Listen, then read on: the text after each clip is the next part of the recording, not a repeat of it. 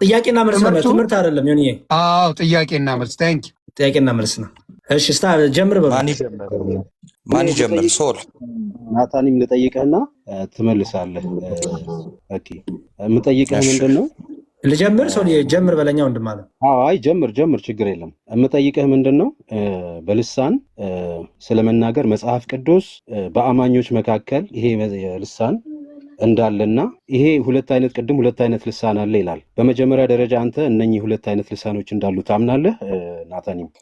እሺ፣ ሁለት አይነት ልሳን የሚባል በመጽሐፍ ቅዱስም በቤተክርስቲያን አባቶችም አስተምረው የለም። ኦኬ ሐዋርያት ስራ ላይ ሰዎች ሐዋርያት ሲጸልዩ ትርጉም ያለው ልሳን ሰዎች እንደሰሙ ይናገራል። እዚህ ቆሮንቶስ 14 ላይ ደግሞ ይመጣና መጽሐፍ ቅዱስ በጸሎት የሚተረጎም ልሳን እንዳለ ይናገራል። በጸሎት የሚተረጎም ልሳን እንዳለ ታምናለህ? ለመተርጎም መጸለይ እንዳለ ነው እንጂ በጸሎት የሚተረጎም ልሳን የለም። ኦኬ ስለዚህ ይሄኛው በጸሎት የሚተረጎመው አማኙ የሚጸልየው ያ በዛ ልሳን የሚጸልየው ትርጉሙን ያውቀዋል ብለህ ታምናለህ?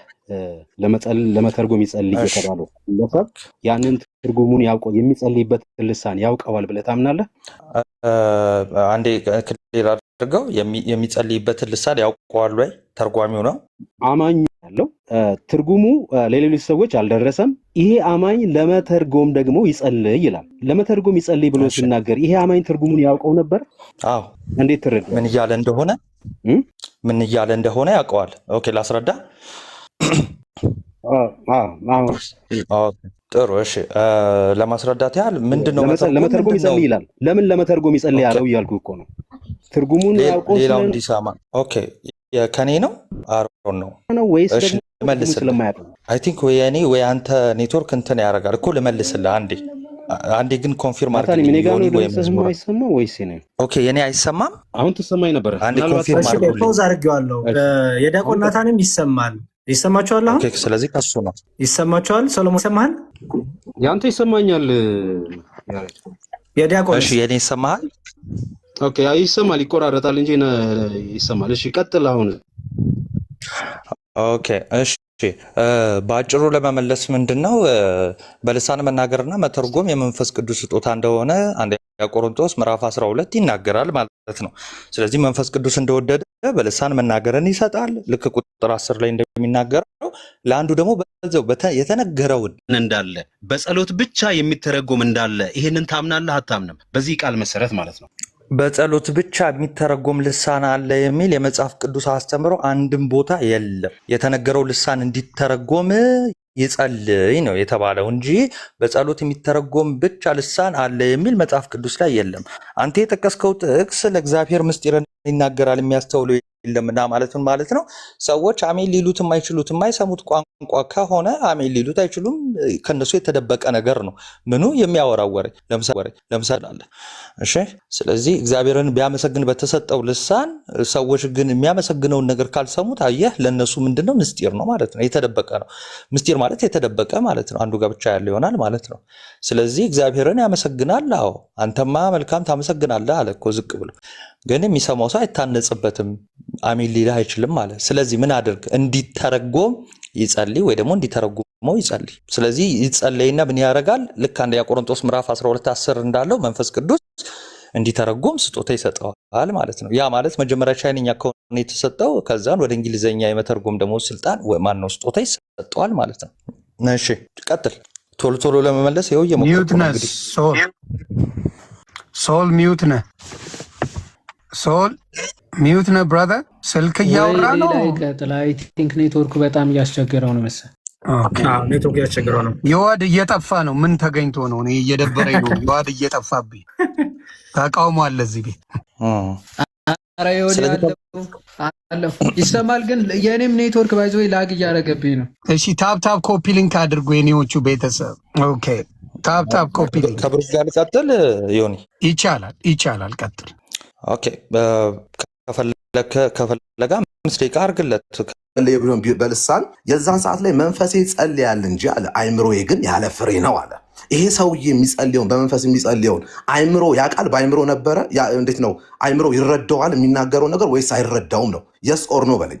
እሺ መንፈሱ ራሱ ይረዳዋል ወይ አይረዳውም የሚል ቲዮሎጂ አላልኩም እኮ ልመልስልህ። የስ ኦር ኖ በለኝ መሆን የለበትም እሱ ብላክ ኤንድ ዋይት ፋላሲ ዮኒ እንደዚህ አይነት ውይይት መወያየት አልችልም። አይ ካንት የስ ኦር ኖ በለኝ በቃ ከዛ አብራራ። በጣም ቁጣ ላይ ያለው ሚዩት አድርግና ሌላ ሰው ምን ሆነ እንዴ? ኖ ወይ እኔ ስጠይቅህ ደቂቃ ባይቴ አልተቆጣሁም ዮኒ። ምናልባት ስናገር ቁጣ ሊመስል ይችላል እንጂ እየተቆጣሁ አይደለም። ኦኬ ናቲ አሁን የጠየቅኩህ ነገር የስ ኦር ኖ ብለህ አብራራ። ቅድም መልሼልሃለሁ። ይኸው ልመልስልህ። ራሱ ያውቀዋል አእምሮ ያውቀዋል? አዎ ያውቀዋል አልኩ። ከዛን ቀጠል አድርጌ አእምሮ ያለ ፍሬ ነው ሲልስ ምን ማለት ነው? ዝቅ ብለህ ሌላ ብለህ በእናትህ ቆይ ተረጋጋ። መልስ ከሌለ አልቻልኩም ወደ ሌላ ጥያቄ ሄድልኝ ይበለኝ። ይኸውልህ መሀል እየገባ ያለው አንተ ነህ። እኔ ማብራሪያ አልፈልግም፣ ብዙ ማብራሪያ አልፈልግም። ወንድም ታዲያ ካላብራራው አልመልስልህም። የስ ኦር ኖ ብለህ አይምሮዬ ግዴታ የስ ኦር ኖ ግዴታ ላይባል ይችላል። ግን ሚት አድርጌልሃለሁ። አብራራ በደምብ ቀጥል። ባለህ ደቂቃ ጠይቅ። ሌላ ጥያቄ ከሌለህ ልጠይቅ። ጌታ ሆይ ትዕግስት ውስጥ እሺ፣ የለህም ሰው ወደ እኔ ጥያቄ ሄዳለሁ ማለት ነው። የለህም ትላለህ። አንድ ጥያቄ ሳትመልስ ምን የለህም ትላለህ? አንድ ዝቅ ብላችሁ ነው መልስ። ሌላ ምን መልሳለህና? እኛ ኦርቶዶክስ ክርስቲያኖች ነን። ምን መሰለህ ይኸውልህ ቆይ አንድ ነገር ልበል ከይቅርታ ጋር ሌሎቻችሁ ለማስተማር ነው ለማሸነፍ ነው የምትገባው? አባቴ አስተምረህ ሰው ወደ አሁን ለምሳሌ ልንገርህ፣ በአንተ አግሬሲቭነት ወደ ክርስትና የሚመጣ የለም። እውነቱን ልንገርህ፣ ክርስትና ፍቅር እንጂ አግሬሲቭነት አይደለም። ይህን ሰውን እኮ አስተምረኸው ወደ አንተ መቀየር ነው ያለብህ አይደል እንዴ? ትምህርት ማለት ሶሪ ስላቋረጥኩ ይቅርታ። አግሬሲቭ ዋገጭ ነው የምትለው። ኧረ ከገባ ጀምሮ ንግግሬ እንደዛ ሊመስል ይችላል እንጂ እኔ ጠየቁት አይደለም። አሁን 10 ደቂቃ ሆኖልሃል፣ 15ም አድርግለት ጠይቅ እና አይ ለሌሎቻችሁ ምናልባት ተቆጥታችሁ ለምትመጡ ወንድሞቼ ያንን ሰው ወደ አንተ አስተምረው እንዲመጣ ማድረግ እንጂ በቁጣ የሚሆኑ ነገሮች እየሰማን ስለሆነ ነው። ሪከርድ ተደርጎ ትሰማዋለህ እኮ ሰዎች ፖስት ያደርጉታል። አባ በፍቅር ብታወራ ምናልባት ሌሎችም ከስር ያሉት እሱ እንኳን ባይሰማ ከስር ያሉት የአንተን መንፈስ ቅዱስ የአንተን መባረክ የአንተን መልካምነት አይተው ምን ሊያደርጉ ይችላሉ? ሊማሩብህ ሊመጡብህ ይችላሉና ምኑ እንዳናድድ አልገባኝም። በዚህ ልክ ለምን እንዳናድድ አልገባኝም። በዚህ ልክ ለምን ምንድነው የማይተረጎም ልሳን ተብሎ የተጻፈበትን አሳየን። የማይተረጎም ልሳን ካለ አይናገር የሚል አለ። ኦኬ አይናገር በማህበር ውስጥ የማይተረጎም ይለዋል። ኧረ ቆይ አዳምጥ በእናትህ አንተ ልጅ። እኔ እኮ ያ ጥቅሱ ነው ፈልገው ማለት ነው። የሆነ በጣም ነው የምወደው። ሶሪ እሺ፣ በጣም ልወጣ ነው። ለምን ጥቅስ ስጠኝ እንጂ እንዴ። አይ ችግር የለም ወጣ። አይ ደስ አላለው ችግር የለም እንዴ። ይሄ እኮ አሩ ነው። እሺ ለነገሩ ለአእምሯችሁ ለራሳችሁ ሊሰጥ ኢስ ፋይን። ያ እንዴት እንደምናደርግ አላውቅም። ሚራክል አለ ወይ ልቀጥል? ኦኬ ሚራክል ይኸው ጥያቄው መልስ። በዚሁ ይቀጥል። ደቂቃው እንዴት ናችሁ? እግዚአብሔር ይመስገን አለን። እግዚአብሔር ይመስገን። የማይተረጎም ልሳን የሚለውን ጥቅስ ስጠኝ። ኧረ ሰላም ልበላችሁ። ቆይ አይ ኦልሬዲ ደቂቃው ስለጀመረ ነበር። ቀጥታ አይ ሰላም ይብዛ፣ ሰላም ይብዛ። ሰላም ልበላችሁ። መዝሙርን በጣም ነው የምወደውና ኢጎ የሌለው ሰው ሪሌ እሱ ባለበት መሆን በጣም ነው የሚመቸኝ። እግዚአብሔር ያክብርልኝ ወዳጄ። የሆነ ሰላም ብያለሁ። ሁላችሁ ሰላም ይብዛ ብራዘር፣ እንዴት ነው? እሺ ሰላም ነኝ፣ እግዚአብሔር ይመስገን። ኦኬ ሐሳብን ንገረኝና ከዛ በኋላ እነሱ እንትን እንዲሉ እናደርጋለን። ሐሳብን ንገረንና ከዛ ትወያያላችሁ፣ መወያየት ከሆነ ኦኬ። አይ ጥያቄውን የናትን ጥያቄ ከአንድ ከሁለት ደቂቃ በኋላ ልመለስና ልመለስ እችላለሁ። መልካም እሺ፣ 2 ደቂቃ ብቻ ሶሪ። እስከዛ ታይማችን እንጠቀም። ፕሮፌት ከዮሐድሻ ጋር ከዛ ዶክተር ዲያቆን ዳዊት አሉ። ዶክተር ዲያቆን እንደምታውቃቸዋለሁ ዮኒ አንዴ በጣም ሰላም ብያለሁ። ዶክተር ሰላም ለሁላችሁን ሰላም ብያለሁ። ሰላም ይብዛልን። ወጣት ነው በነገራችን ላይ ያው በትምህርት ቤት የአክብሮት ነገር ሆኖበት መዝሙረ ዳዊት እንደዛ ይላል እንጂ በጣም ወጣት ነው። አየዋል የተማረም ጭምር ነው። ተባረክልን። እሺ ፕሮፌት አሉ። ፕሮፌቲክ ኔትወርክ ሚኪ ሻነ እንዴ? ሚኪ እየመጣች ሚዩት ነው ጆኒ እዴ ሰላም ይብዛ። ሚኪሻ ሁሉ ሰላም ደህና ነው ወይ? አለን ተጠፋፋን። እግዚአብሔር ይመስገን። እንዴ ነው አለው እግዚአብሔር ይመስገን። በጣም እንኳንም ሰላም ዛሬ ተገናኘን። ተገናኝተናል። አዎ ከዮሐዴ ጋር ትወያያላችሁ። በጣም ደስ ይላል። በልሳን ላይ በተመለከተ ነው።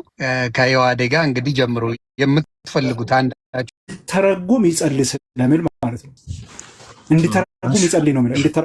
እንዲተረጉም ሰውየው ራሱ መተርጎም ይችል ዘንድ ይጸልይ ስለሚል ማለት ነው። ከተመለሰልህ ብራዘር ጥሩ። ስለዚህ የማይተረጎም የሚል ጥቅስ የለም፣ የማይተረጎም የሚል አስተምሮ የለም ነው የሚለው። እንግዲህ ይሄኛው ወዳጃችን ከዚህ በፊት ያለው እንኳን የተለየ ነው። ኤኒዌይስ ስለዚህ እያልክ ያለው ባጭሩ ሜይ ቢ ከምን አንጻር ነው ማይተረጎም የምንለው? ልሳኑ ይተረጎማል። ያ ልሳን ኦልሬዲ አልተተረጎመም፣ ከእግዚአብሔር ጋር ግን ያወራል ማለት ነው። ሶ ያ ልሳን ደግሞ እንዲተረጉም መጸለይ አለበት ይላል። ከጸለየና እግዚአብሔር ነው አይችልም። ዳይሬክትሊ ሊተረጎም የሚችል ነው አይችልም። ይሰማል። እሺ ለኔ ይሰማል።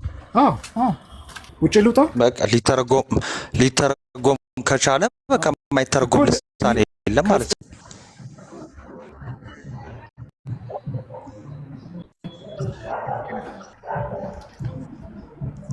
እኔ አይ ዶንት ቲንክ ምንም ብትል ነገር ሆነ። ቆይ ሚራክል አንደኛ አይ ነው ኔትወርኩ ነው። በጣም ላግ እየሆነ እየተሰማችሁ አላችሁ ሁለታችሁም ጋር መሰለኝ። በቃ አይ ነው እኔማ በትክክል ነው የሚሰማኝ። ሲሰማ ዲያቆን ኦኬ። እሺ ላውራ መሰለኝ ምንም እየተሰማኝ አይደለም። በቃ ቆይ አይ ሆልድ ኦን በቃ እኔ እንትን ልበል የቅድሙን ጥያቄ ልመልስና ለመንፈሳዊ ነገር በአምስቱ ደቂቃ ይዋዴ ይቀጥል። በቃ ለመንፈሳዊ ነገር ያሬዶ አይሰማም። ምንም እኛን እየሰማን አይደለም። ዲያቆን እያወሩ ነውና ወይ ሚውት አድርግና ወይ ወርደ ተመለስ። ምንም እየተሰማ አይደለም። ወንድም ምንድነው የሆነው? አይሰማም። የኔ ድምጽ አይሰማም። መዝሙር ወርደ ተመለስ። የየራሳቸው ከዛ በተጨማሪ በሆነ በሌላ ቋንቋ ይናገራሉ አለ። ከዛን ሐዋርያት ሥራ ምዕራፍ 2 ሐዋርያት ምዕራፍ 10 እነዚህን ሁሉ ምን ይሆናል ማለት ነው። ስለዚህ ቋንቋ እንደሆነ ግልጽ ነው። እና በዚህ በልሳን ብጸልይ አለ መንፈሴ ይጸልያል።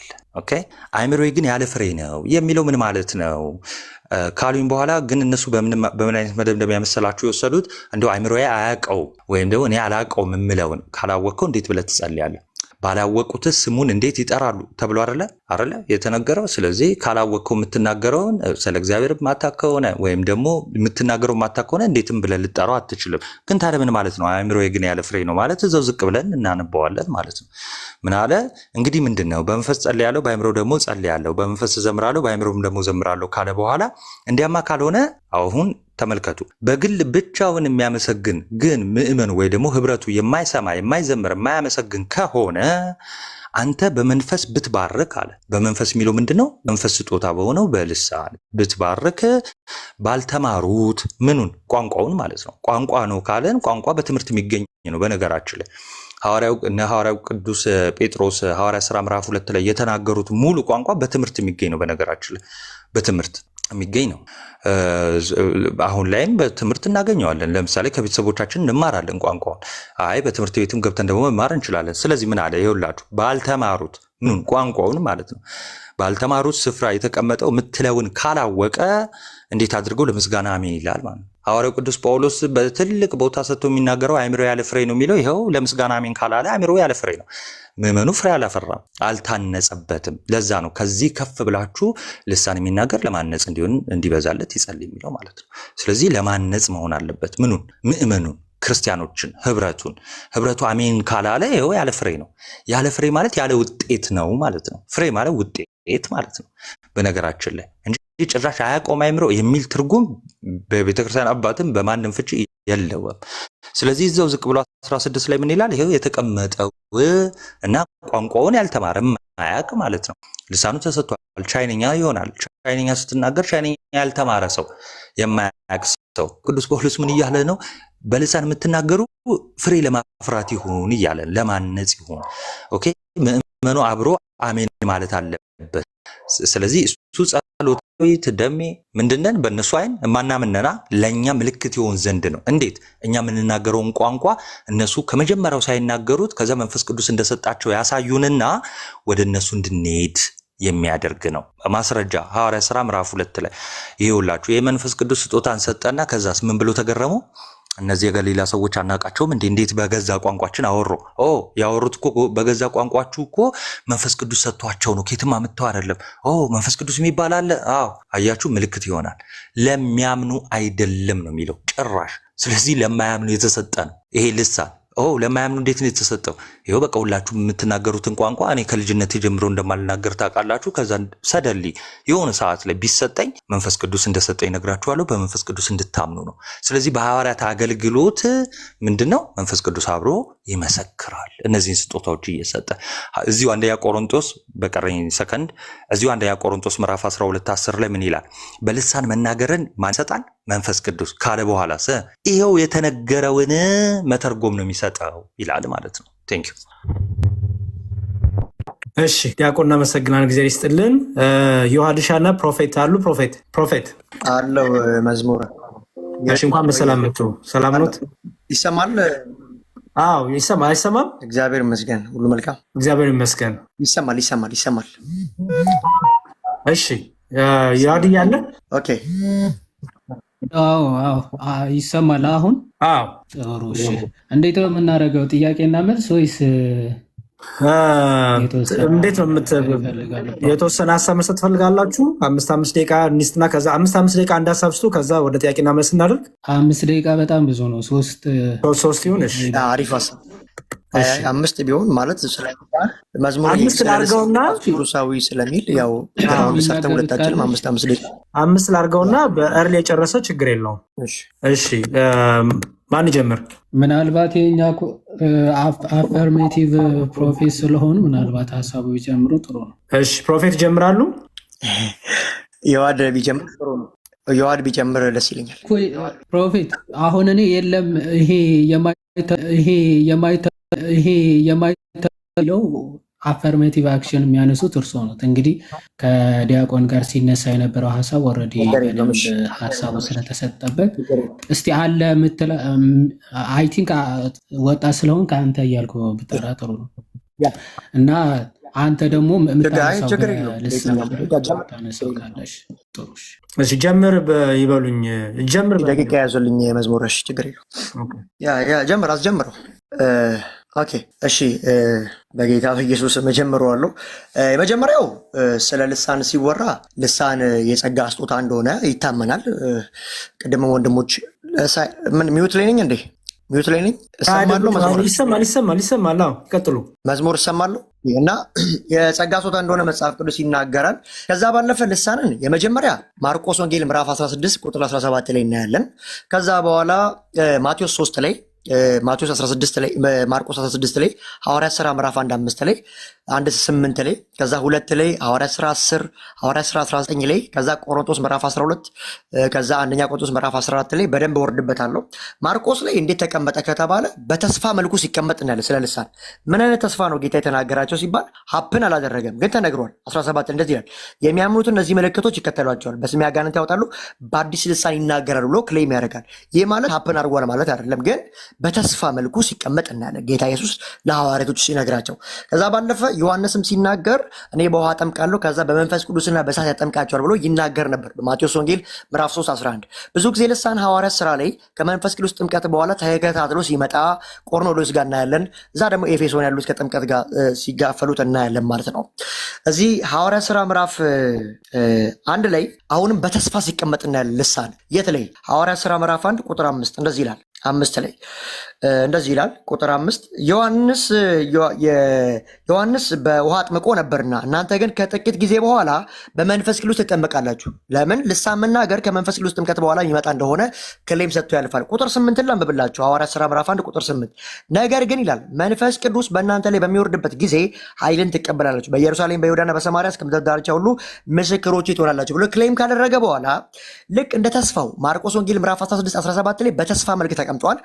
ምዕራፍ 2 ላይ ሀፕን ያደርጋል። ከዛስ ሁሉም በመንፈስ ቅዱስ ተሞሉ፣ መንፈስ እንዲናገሩ በሰጣቸው መጠን በሌሎች ቋንቋዎች ተናገሩ ብሎ በሌሎች ቋንቋ ምን አይነት ቋንቋ? የግሪክ ቋንቋ፣ የግብፅ ቋንቋ፣ የኢላሜጥ የሜድ ምናምን ወደ 13 የሚያክሉ ሀገር ቋንቋ የመጡት የተበተኑ እስራኤላውያን ያን የጴንጤቆስጤ በዓል የሚያከብሩት እስራኤል ስለነበረ በሚሰሙት ቋንቋ ሲነገር እናያለን። ትርጉም የሚባል ታሪክ እዛ ጋር አልነበረም፣ በሚሰሙት ቋንቋ ስለነበረ። ከዛ ባለፈ ቆርኔሌዎስ ጋር እንያ ቆርኔሌዎስ ጋር ምዕራፍ 10 ቁጥር 44 ላይ እንደዚህ ይላል። 44 10 ላይ በጣም በሚገርም ቁጣ 10:44 ላይ እንደዚህ ይላል። ጴጥሮስም ይህን ከተናገረ በኋላ ቃሉን በሰሙት ሁሉ ላይ መንፈስ ቅዱስ ወረደባቸው ፍሮም ዘ ቢጊኒንግ። ከዛ በኋላ ከጴጥሮስ ጋር የመጡት ከተገረዙት ወገን የሆኑት አማኞች የመንፈስ ቅዱስ ስጦታ በአሕዛብ ላይ መፍሰሱን ሲያዩ ተገረሙ። የመንፈስ ቅዱስ ስጦታ አንዱ ምንድን ነው ሲባል ቁጥር 46 ይኸውም በልሳን ሲናገሩና እግዚአብሔርን ሲያመሰግኑ ሰሟቸው። ምን መንፈስ ቅዱስ ስጦታ ተቀበሉ? በልሳን ተናገሩ። እዚህ ጋር ተተረጎመ አልተረጎመ የሚል ነገር የለውም። ምዕራፍ 19 ሐዋርያት ሥራ ላይ ቁጥር 6 ላይ እንደዚህ ይላል። ምዕራፍ 19 ኤፌሶን ሲገባ እንደዚህ አለ።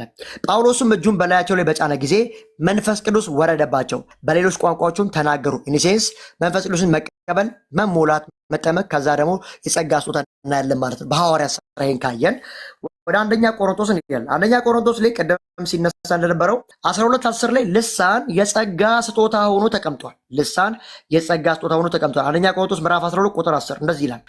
ምዕራፍ 12 ቁጥር 10 ለአንዱ ታምራት ማድረግ፣ ለሌላው ትንቢትን መናገር፣ ለሌላው ደግሞ መናፍስትን መለየት፣ ለአንዱ ደግሞ ይላል የጸጋ ስጦታ ስለሆነ ልሳን ለአንዱ በልሳን መናገር፣ ደግሞም ባይ ዲፎልት ለሌላው የተነገረውን ልሳን መተርጎም ስጦታ ይሰጠዋል። ስለዚህ ልሳን የጸጋ ስጦታ ሆኖ እናየዋለን። የት? አንደኛ ቆሮንቶስ ምዕራፍ 12:10 30 ላይ እንደዚህ ይላል። እዚሁ ሁሉስ በልሳን ይናገራሉ፣ ሁሉ ይተረጉማሉ? አይ አንዳንዶች ይናገራሉ፣ አንዳንዶች ደግሞ ይተረጉማሉ ካለ በኋላ ማርቆስ 16 ላይ ስንሄድ ተስፋ ነው የሚያምኑትን ሊከተላቸው ይችላል ብሎ አስቀምጧል።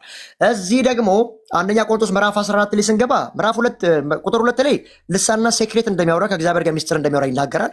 ከዛ ወርዶ 4 ላይ ደግሞ በልሳን የሚናገር ራሱን ያነጻል፣ ትንቢት ግን ለቤተክርስቲያን ብሎ ይናገርና በህብረት መካከል ደግሞ ይናገራል። ቁጥር 26 ላይ በህብረት መካከል አንዱ መዝሙር አለው፣ ቁጥር 26 ላይ አንዱ ደግሞ ትምህርት አለው፣ አንዱ መግለጥ አለው፣ አንዱ ልሳን መናገር አለው፣ አንዱ መተርጎም አለው ብሎ ይናገራል። ከዛ ባለፈ አንደኛ ቆሮንቶስ ምዕራፍ 13 ቁጥር 1 ላይ በሰዎችና በመላእክት ልሳን ብናገር ፍቅር ግን ከሌለኝ ከንቱ ነኝ ይላል። ምን ለማለት ነው? በመላእክትና በልሳን ካለ በኋላ ፍቅር ግሬተር ዛን መሆኑን ለማሳየት ይሞክራል።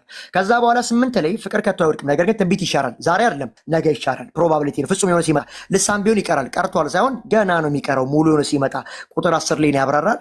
ስለ ልሳን አዲስ ኪዳን ላይ ይህን ካየን ቀጣይ የዋድ የሚለውን ሰምተን ደግሞ ሪባትን እናደርጋለን።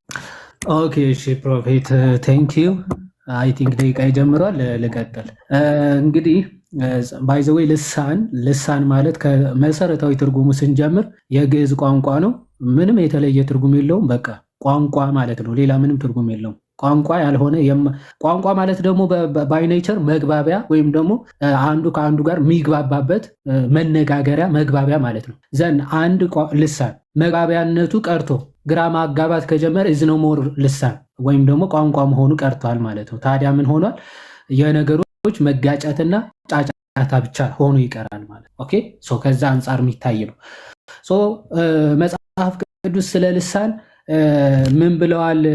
ፕሮፌትም ከመጽሐፍ ቅዱስ በምልአት እንደሚናገረው አስቀድሞ ትንቢተ ኢዩኤል ምዕራፍ 2 ላይ መንፈስ ቅዱስ ወይም ደግሞ እግዚአብሔር በትንቢት ምን ብሎ ተናግሯል? መንፈሰ እግዚአብሔር ወይም ደግሞ መንፈስ ቅዱስ በመጣ ጊዜ ለሐዋርያቶቹ ወይም ደግሞ ለክርስቲያኖች ላይ መንፈስ ቅዱስ እንደሚወርድና በልዩ ልዩ ቋንቋዎች መናገርን ስጦታ እንደሚሰጣቸው አስቀድሞ ተናግሯል። እና በጣም ደስ በሚል ሁኔታ ፕሮፌት የተለየና የማይተረጎም ልሳን አለ ሲሉ አልሰማሁም። እንግዲህ እስካሁን በኋላ ላይ ምናልባት ካሉ እናያለን። ያ ልሳን ኤፌክቲቭሊና ፉሊ የወረደው እንግዲህ ሐዋርያቶቹ ላይ አደለ። በተስፋ ክርስቶስ ራሱ ኃይልን እስክትለብሱ ድረስ በኢየሩሳሌም ቆዩ ብሎ በተደጋጋሚ ተናግሯል። ያንን በኢየሩሳሌም ከቆዩ በኋላ የሚያገኙት ጸጋ መንፈስ ቅዱስ ነው። ያ ካገኙ በኋላ ያገኙት ታላቅ ስጦታ ልሳን ተብሎ ተነግሯል። ያ ልሳን ደግሞ የማይተረጎም ሳይሆን የሚታወቅና ሰዎች የሚሰሙት ቋንቋ እንደሆነ በግልጽ ይናገራል።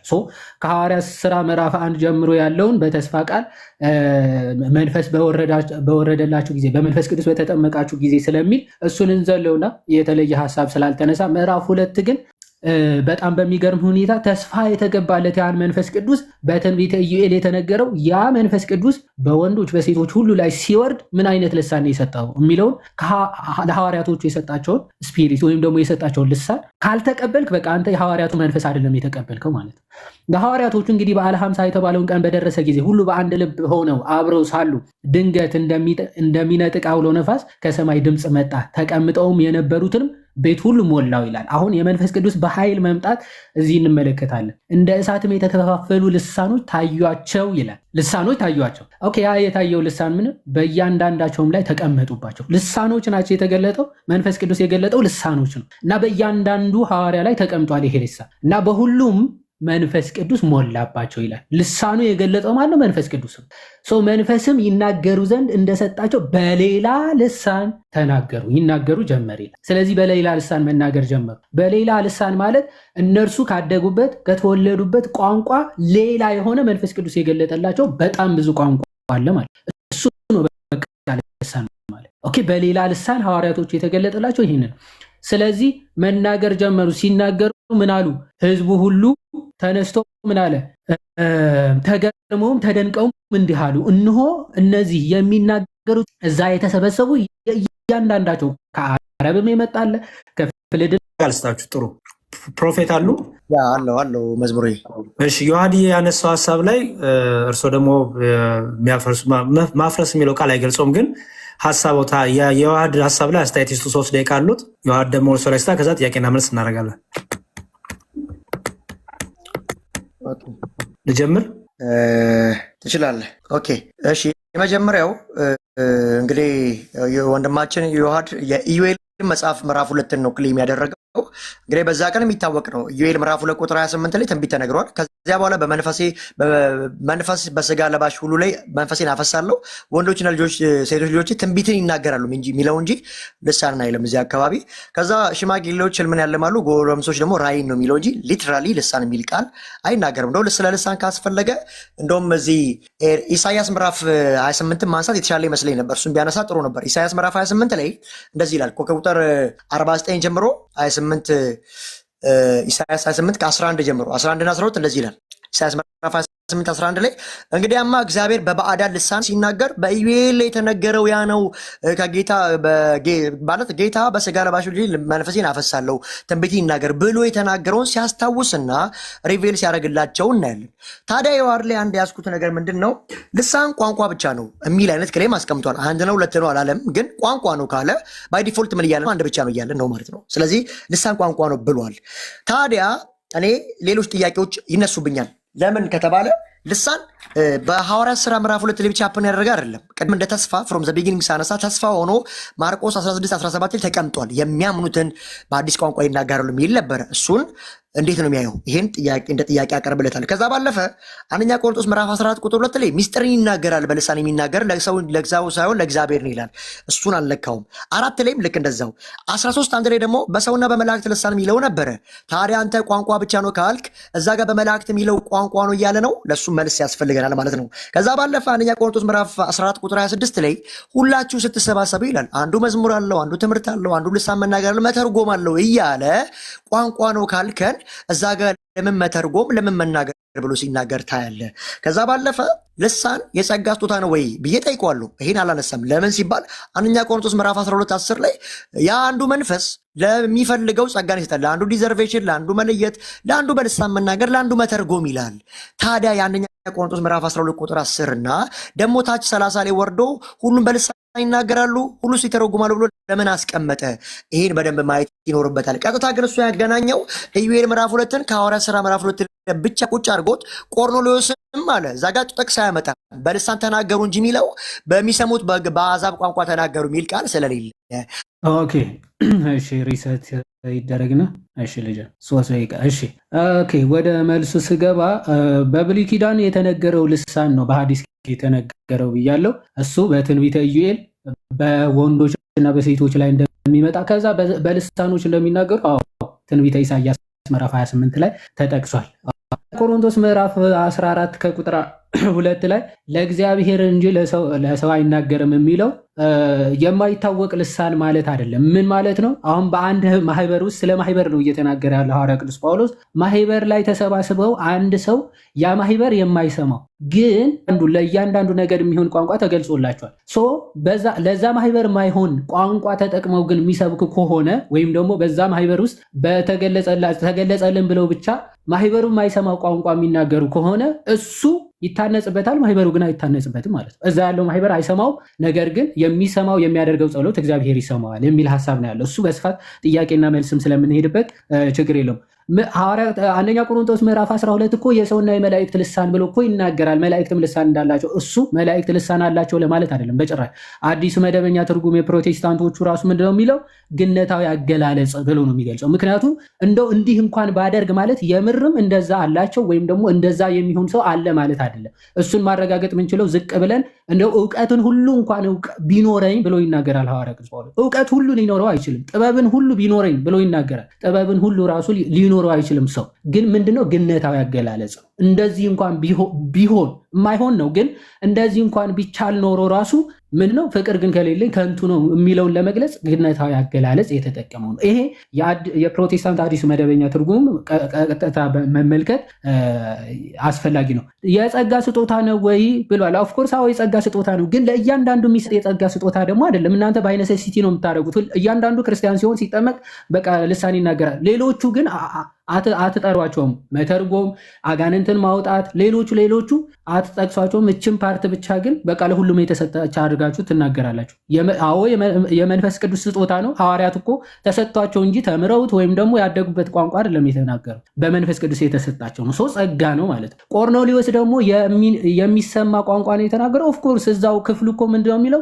እግዚአብሔርን ሲያመሰግን ሰሙ ነው የሚለው። እግዚአብሔርን ሲያመሰግን እያመሰገነ እንደሆነ ያውቃሉ። አንድ ፓስተር ሻራራም የሚለውን ቋንቋ ሲናገር ግን ያመስግን፣ ይሳደብ፣ ይርገም አያውቁትም። ለዛም አሜን አይሉ። ሲያመሰግን ሰማን አይልም በፕሮቴስታንት አዳራሽ ውስጥ፣ ምክንያቱም የሚሰማ ቋንቋ ስላልሆነ። እነሱ ግን እግዚአብሔርን እያመሰገነ እንደሆነ ሰማን ነው የሚለው። ያጨርሻለሁ። እሺ የጥያቄና መልስ ደቂቃ ስንት ያዝላችሁ? አሁን እሱ ረዘም ቢል ጥሩ ነው። አይ ቲንክ ስንት? 10 የተነሱ ሀሳቦች ያልተነሱም ሰፋ ተደርገው እንዲጠየቁ 10 ይሁን 10 ይሁን 15 ይሁን 15 እንዳይቀመጣ 15 ይሁን። እሺ ይሁን ችግር ኦልሞስት እሺ፣ ወይ 12 ደቂቃ ይሁን እንዳይበዛ 12 ይሁን እንዳይበዛ ሰው እንትን እንዳይሰለች። እሺ ማን ነው የሚጀምረው? እሺ ፕሮፌት ይቀጥሉ ጥያቄ። እሺ ዮሐዴ እሺ የመጀመሪያው ጥያቄ ምንድን ነው? ዮሐድ አሁን ሲናገር እንደሰማችሁት በኢዩኤል ምዕራፍ 2:28 ላይ እንደው በስጋ ለባሾች ላይ ከመንፈስ ያፈሳለሁ እንጂ ትንቢትን እንጂ ያለው ልሳንን አላለም። ስለዚህ በኢዩኤል ምዕራፍ 2 ላይ ልሳን ነው ብለኛል። ጥቅስ በጥቅስ ታሳየኛለህ? ከኢዩኤል ምዕራፍ 2 ልሳን የሚል ቃል ኦኬ። ሐዋርያት ሥራ ምዕራፍ 2 ላይ ላሳይ ፕሮፌት። ይሄ በምልአት ይፈሳል የተባለው ትንቢተ ኢዩኤል ያልከኝ በልሳን ብለሃል። ሐዋርያት ሥራ ምዕራፍ 2:17 አዎ ያንን ልሳን መንፈስ ቅዱስን በስጋ ለባሽ ሁሉ ላይ መንፈሴን አፈሳለሁ ሲል ትንቢትን ይናገራሉ የሚለውን ትንቢትን ማለት ልሳንን የሚጨምር እንደሆነ የምታውቀው የት ነው? ሐዋርያት ሥራ ልክ ለሐዋርያቶቹ ይህ መንፈስ ከፈሰሰ ከወረደላቸው በኋላ ትንቢተ ኢዩኤል ምዕራፍ 2 ከቁጥር 17 ይጠቅስና እግዚአብሔር ይላል ተብሎ በወንዶችና በሴቶቻችሁ ላይ ከመንፈሴ አፈሳለሁ የተባለው በእኛ ሲፈጸም ትመለከታላችሁ ብለዋል ሐዋርያ ቅዱስ ጴጥሮስ። በቃ ችግር የለውም። የፈለግኩት ምን ቅድም ልሳን በኢዩኤል ተባለ ስላልከኝ ትንቢት የሚል ቃል ብቻ ስላለ አዲስ ኪዳን ላይ ግን ከመንፈስ ቅዱስ መሞላት በኋላ ያንን የተፈጸመው ሪዛልት ነው በላይ ያንን የተፈጸመው ነው ያልኩት። ሐዋርያ ቅዱስ ጴጥሮስ ነው ባይዘው ኮት ያደረገው ቅዱስ ጴጥሮስ ነው፣ እኔ አይደለሁም። ይሄንን በመልእክተኛ ላይ አፈሰሰ ብሎ ቅዱስ ጴጥሮስ ነው የጠቀሰው ኢዩኤል በልሳን መናገራቸውን ማለት ነው። እሺ ተመልሷል። እሺ በአንደኛ ቆሮንቶስ ምዕራፍ 13 ቁጥር 1 ላይ በሰውና በመላእክት ልሳን ብናገር ፍቅር ግን ከሌለኝ እንደ ሜዥዋሾች ጸናጽል ነኝ ሲል እዛ ጋር አንተ ሜታፎር ነው እያልከን ያለው። ጳውሎስ ከሜታፎሪክ ነገር ያሌለን ነገር መናገር ይችላል። አዎ ይችላል። እስቲ ማለት እዛ ጋር አሁን እዛው ሌላ ክፍል ሳልሄድ እዛው ዝቅ ብዬ ነው ማሳይ። ፕሮፌቴ ቁጥር ስንት መሰለ? ቁጥር 2 እዛው ቁጥር 2 ትንቢትንም ቢኖረኝ ይልና ሚስጢርንም ሁሉ እና እውቀትንም ሁሉ ባውቅ ይላል። አሁን ሐዋርያ ቅዱስ ጳውሎስ ሚስጢርን ሁሉና እውቀትን ሁሉ ሊያውቅ አይችልም። ምክንያቱ ይህ ፈጣሪ ሰንስ ነው። ታች ላይ ያለውማ ሪቶሪካል እዚህ ጋር ሜታፎር የሚል ደግሞ ቃል በቃል አታመጣም። ለመሰለ እስከ ቁጥር 8 ድረስ ፍቅር ከሁሉ ሊበልጥ ነው። ከሁሉ ሊበልጥ ነው የሚያሳየው ክፍል ፋላሲ ቱ ዘ ኤክስትሪም ቨርባተም ፋላሲ ይባላል። ፕሮፊቴ ቃል በቃል ፕላስ ደግሞ ቨርባተም ቱ ዘ ኤክስትሪም። አሁን እያልከኝ ያለው ምንድነው? ጳውሎስ ከሌለ ነገር ተነስቶ ሜታፎር ሰርቷል ነው አይደል? ከሌለ ነገር ትክክል። አዎ ሊሆኑ በማይችሉ ነገሮች አንዴ ሊሆኑ ንግግሮች ማለት ነው። ለምሳሌ ብዙ ጥያቄ ስላለ አንድ ደቂቃ ብቻ አንድ ደቂቃ ይሄን እኔ ብቻ ሳልሆን ባይዘወይ የአዲስ መደበኛ ትርጉም የእናንተ ማለት ነው። ተመለሰልኝ። አሁን እሱ ማብራራት አይጠበቅብህ። ለምሳሌ የኔ ጥያቄ ሳልሆነ በቃ ሜታፎር ነው ብለኛል። ልለፈውና ሰዓቴ እንዳይበላ። እሺ አንደኛ ቆሮንቶስ የጸጋ ስጦታ ነው ብለኛል። ልሳን የጸጋ ስጦታ ነው ብለኛል። ኦኬ በኦርቶዶክስ ተዋህዶ ውስጥ ልሳን የጸጋ ስጦታ ሆኖ የሚናገሩ ሰዎች አሉ ማለት ነው። ምን አልከኝ? ይቅርታ። ልሳን የጸጋ ስጦታ ነው አይደለ? ትክክል። አዎ። ይህ የጸጋ ስጦታ በኦርቶዶክስ ቤተክርስቲያን አማኞች ውስጥ ተፈጽሟል። አይተህ ታውቃለህ? አዎ እንግዲህ በታሪክ ደረጃ ተፈጽሞ አይተናል። አሁንም ሊፈጸም ይችላል። ኦፍኮርስ ለምሳሌ ቅዱስ ኤፍሬም ሶርያዊ ከቅዱስ ባሲሊዮስ ጋር ተገናኝተው ይህን የልሳን ቋንቋ ተገልጾላቸው እርስ በርስ ተነጋግረዋል። በእንደዚህ አይነት ኦኬዥኖች ሊገለጽ እና መንፈስ ቅዱስ ስራውን ሊሰራ ይችላል። ይሄንን የመንፈስ ቅዱስ ስጦታ ምዕራፍ 12 ላይ አንድ ይችን ብቻ ከሆነ ጊዜ በኋላ ሊገለጥና አፕል ሊያደርግ እንጂ ኮንሲስተንሲ ይዞ በቤተ ክርስቲያን ውስጥ ይሄ ጸጋ የለም ማለት ነው። ከሆነ ጊዜ በኋላ ሊኖር ይችላል። እሺ አንደኛ ቆሮንቶስ ምዕራፍ 12 ከቁጥር 9 ፓውዞናል ሚውቶናል። አንዴ ደቂቃውን አስቆመው መዝሙር ፕሮፌቲ ተመልሻለሁ። ያ ይሰማል? ተመልሳል። ያ ደምረው ሚውት አድርገው ነው አንተ ጋር ነው ፕሮፌት። ትንሽ ያዝለት ዲያቆኔ ትንሽ ያዝለት ደቂቃውን። ቆይ አቁም ያለው ደምሮ ጋር የነበረው ደምሮን አልጣሽቻለሁ። ምንም ፖዝ ሚውት ማድረግ አልቻልኩም። አቁም ያለው ደቂቃውን መቀጠል እችላለሁ። አዎ ይቆይ አንድ ነገር ብቻ ደቂቃው ሎክ አረገብኝ ስልኬና ድንገት ፖዝ ደቂቃው ችግር የለውም። ፕሮፌት አሁን ያነሳው ላይ ትንሽ ደቂቃ ማለት የጸጋ ስጦታዎች መንፈስ ቅዱስ ለምንድን ነው የሚሰጠው ተብሎ ነበር። ለጥቅም ብሏል። አንደኛ ቆሮንቶስ ምዕራፍ 12 ከቁጥር 9 ላይ ለእያንዳንዱ መንፈስ ቅዱስ እያንዳንዱ ስጦታ ለምንድን ነው? አገልግሎት ልዩ ነው፣ ጌታም አንድ ነው፣ አሰራርም ልዩ ነው፣ ሁሉም በሁሉ የሚያደርግ እግዚአብሔር ግን ያዝለት ደቂቃውን አንዴ አይ ችግር የለም። ፖዝም አድርጎ ስለነበር አንዴ እችን ብቻ ተናግሬ ከዛ ደቂቃ ይጨመርል። ስለዚህ ነገር ግን መንፈስ ቅዱስን መግለጥን ለእያንዳንዱ ለጥቅም ይሰጠዋል። ለአንዱ ጥበብን መናገር እያለ ይዘረዝራል። መንፈስ ቅዱስ የጸጋ ስጦታችሁን የሚሰጠው ለጥቅም ነው። መንፈስ ቅዱስ መጀመሪያ ለሐዋርያት ከዛ ደግሞ በመጀመሪያ ለነበረችው ቤተክርስቲያን የልሳን ስጦታዎች በምልአት ይሰጥ ነበር። ለምን ከተባለ ወንጌል ለዓለም እንዲሰራጭ ማለት ነው። 12ቱ ሐዋርያት በዓለም ተሰራጭተው ወንጌልን ሊሰብኩ ግድ ነው አይደል? ስለዚህ የልሳን ስጦታ ግድ ያስፈልጋል። አሁን ማብራሪያ ታይም ሳይሆን ጥያቄና የሆኑ አባቶች የሆነ ዘመን ላይ ተናግረዋል። የመጀመሪያ ግን ያመንከው ምንድነው? የጸጋ ስጦታ እንደሆነ አምነሃል። ከዛ ባለፈ ደግሞ ምን ይላል መሰለህ? አንደኛ ቆሮንቶስ ምዕራፍ 1 ቁጥር 7 ላይ እንደሚል ታውቃለህ? የክርስቶስ ኢየሱስ መምጣት በክብር ስትጠብቁ ሳለ አንድም የጸጋ ስጦታ አይጎላችሁም ይላል። ያ አንደኛ ቆሮንቶስ ምዕራፍ 1 7 ላይ ስለዚህ ይላል የጌታችን የኢየሱስ ክርስቶስ መገለጥ በጉጉት በመጠባበቅ ላይ ሳላችሁ ማንኛውም መንፈሳዊ ስጦታ አይጎላችሁም። ስለዚህ እናንተ ጋር አይጎላችሁም ጳውሎስ እያለ የሆነ ሲዝን የሚገለጥ ነው ማለት ነው የጸጋ ስጦታው ልሳን። ኦኬ እንደዛ አይደለም እያለ ያለው ሐዋርያ ቅዱስ ጳውሎስ የጸጋ ስጦታ ሲባል የሆነ ሁሉም ነው የጸጋ ስጦታ። ዮሐዴ የቱ ጋ ነው እንደዛ የሚለው?